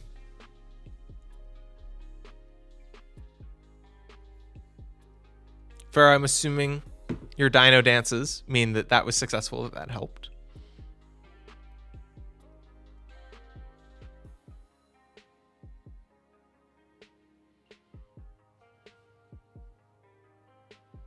The other thing you could try, Cat, is using the web version. It may or may not help, but let me try loading it myself. If we go to the Godot web editor, it's not perfect. It's like, it is not designed for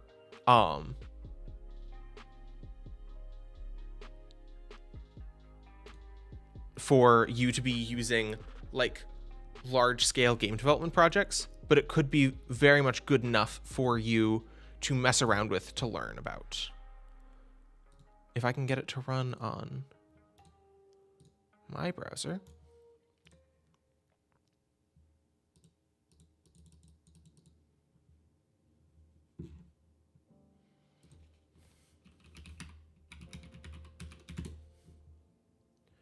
Let me try this in Chrome.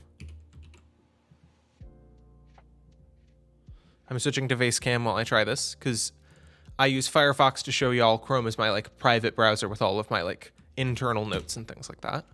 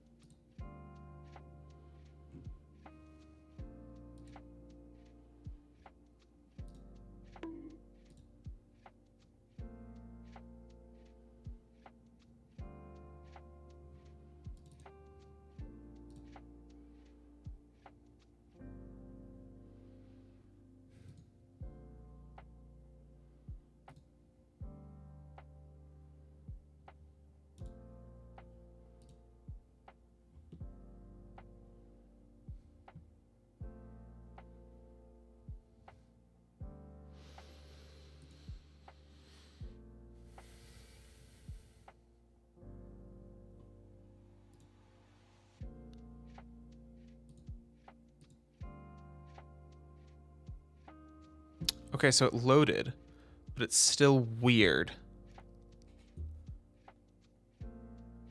It got rid of every single bit of terrain. All that's left is the trees and on your right sidebar, see if these are checked. Wait, no, but you have the bridge. You have the bridge and fences and grass, which are on 3 different layers. What? I'm so sorry, Kat. You are having such a wild experience that I have no idea how to help you with it. And the web edition wouldn't really help here. I don't know enough about it to be able to direct you through it. You can mess around with that because it is cool and it is interesting and it might help, but I'm not able to help with that. It's too different from what I was expecting it to be. In Discord, let me take a look.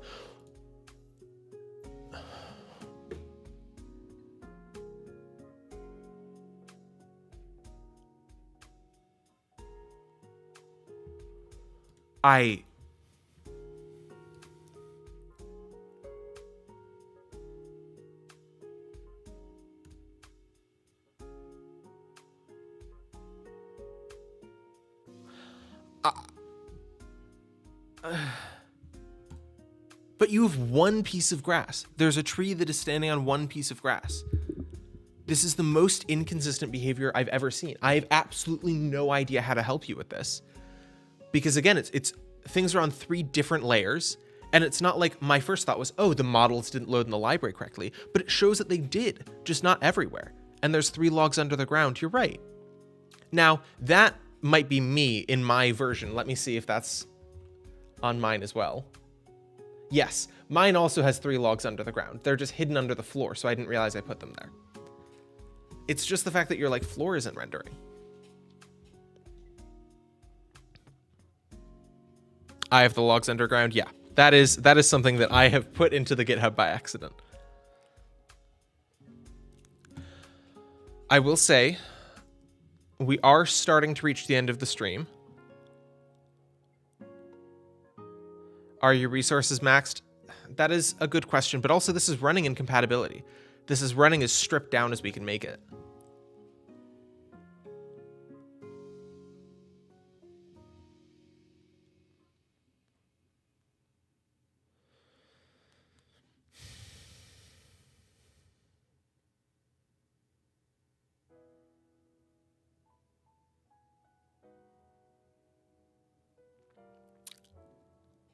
I have no idea. I am so sorry, Kat.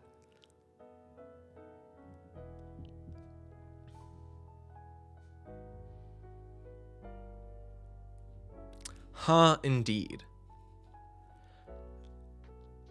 Should there be a random bed? There should be at least one bed. I did include a bed.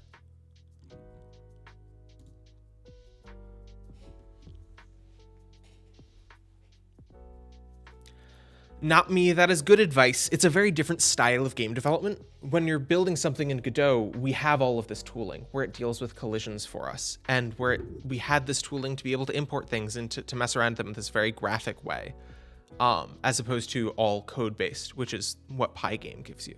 So yes, I highly recommend that as well. There are other options of game development out there, but Godot is my go-to because it was meant to be really light and easy to run and fully featured. And the fact that it's struggling like this leaves me both a little stumped and a little disappointed, I'll be honest. I conflated file size with runtime lightness.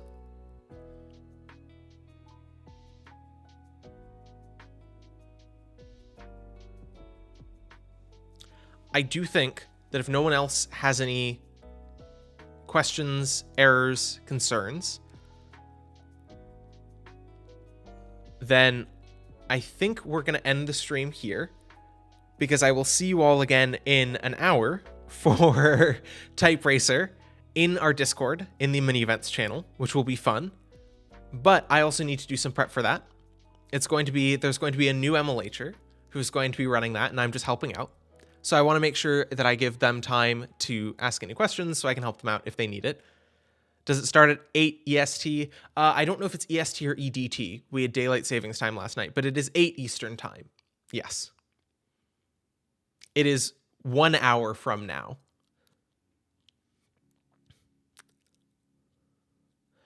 Green Yoshi, very cool. Yeah, I'm excited. And Shelbui, thank you for coming. I know that this has been a chaotic 4 hours, but I've learned a lot about what not to do and what Godot can't do, which is always good to know, and hopefully you've gained some idea of what it can do. Again, the first streams, getting our character to move around, getting camera motion, were beautiful. Now we're just running into some problems. I'm 6:55 p.m. right now. Yep, so you are in the correct time zone for it to be 8 p.m. But it is 1 hour from now for all of y'all in different time zones. When I do Discord announcements, I use a specific type of tag that'll show the time in your local time zone, but I can't do that right here and right now, obviously. This was insightful. I am so glad, Pharaoh. Oh, that makes me so relieved. I'll be honest, I've been a little bit nervous as the stream has slowly gone off the rails. How do you do that tag again? For Discord? This was really fun, FixMix. I am so glad. Oh my goodness. That makes me so happy. This is the first time that I've ever done 3 streams in a day, let alone 2 streams back to back. And I was scared that this might have been too intense, but I'm glad that y'all have been enjoying it. Good job. Thank you, Hermaeus. I'm going to be back on Wednesday. Job. Thank you, Pharaoh. And we're going to be continuing this project, adding hopefully those lights and shaders. That's what we were supposed to be starting today, but we got sidetracked. Sorry, some random user. Bonk is not working. I'll refund that. Good I'll job. also turn it off. Bonk is off. Thank you, whoever redeemed that. I'll see you in a sec. Some random user, you've gotten your Good points job. back. Thank you, FixPix6 and Green Yoshi. I appreciate it. And again, I will be back this Wednesday. Thank you, Pharaoh.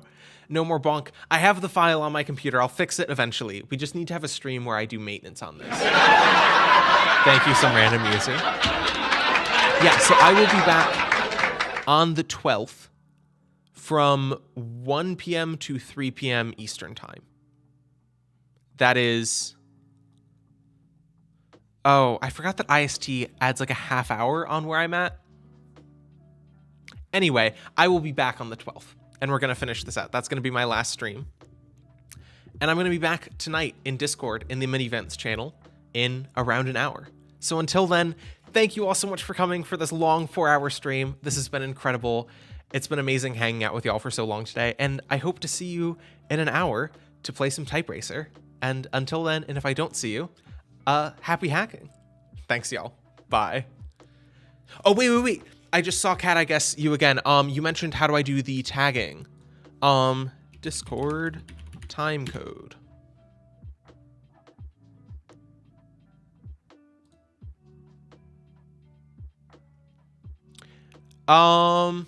Thanks for all the help with my medieval computer. It is my pleasure to try and help with that. Sorry I wasn't more successful.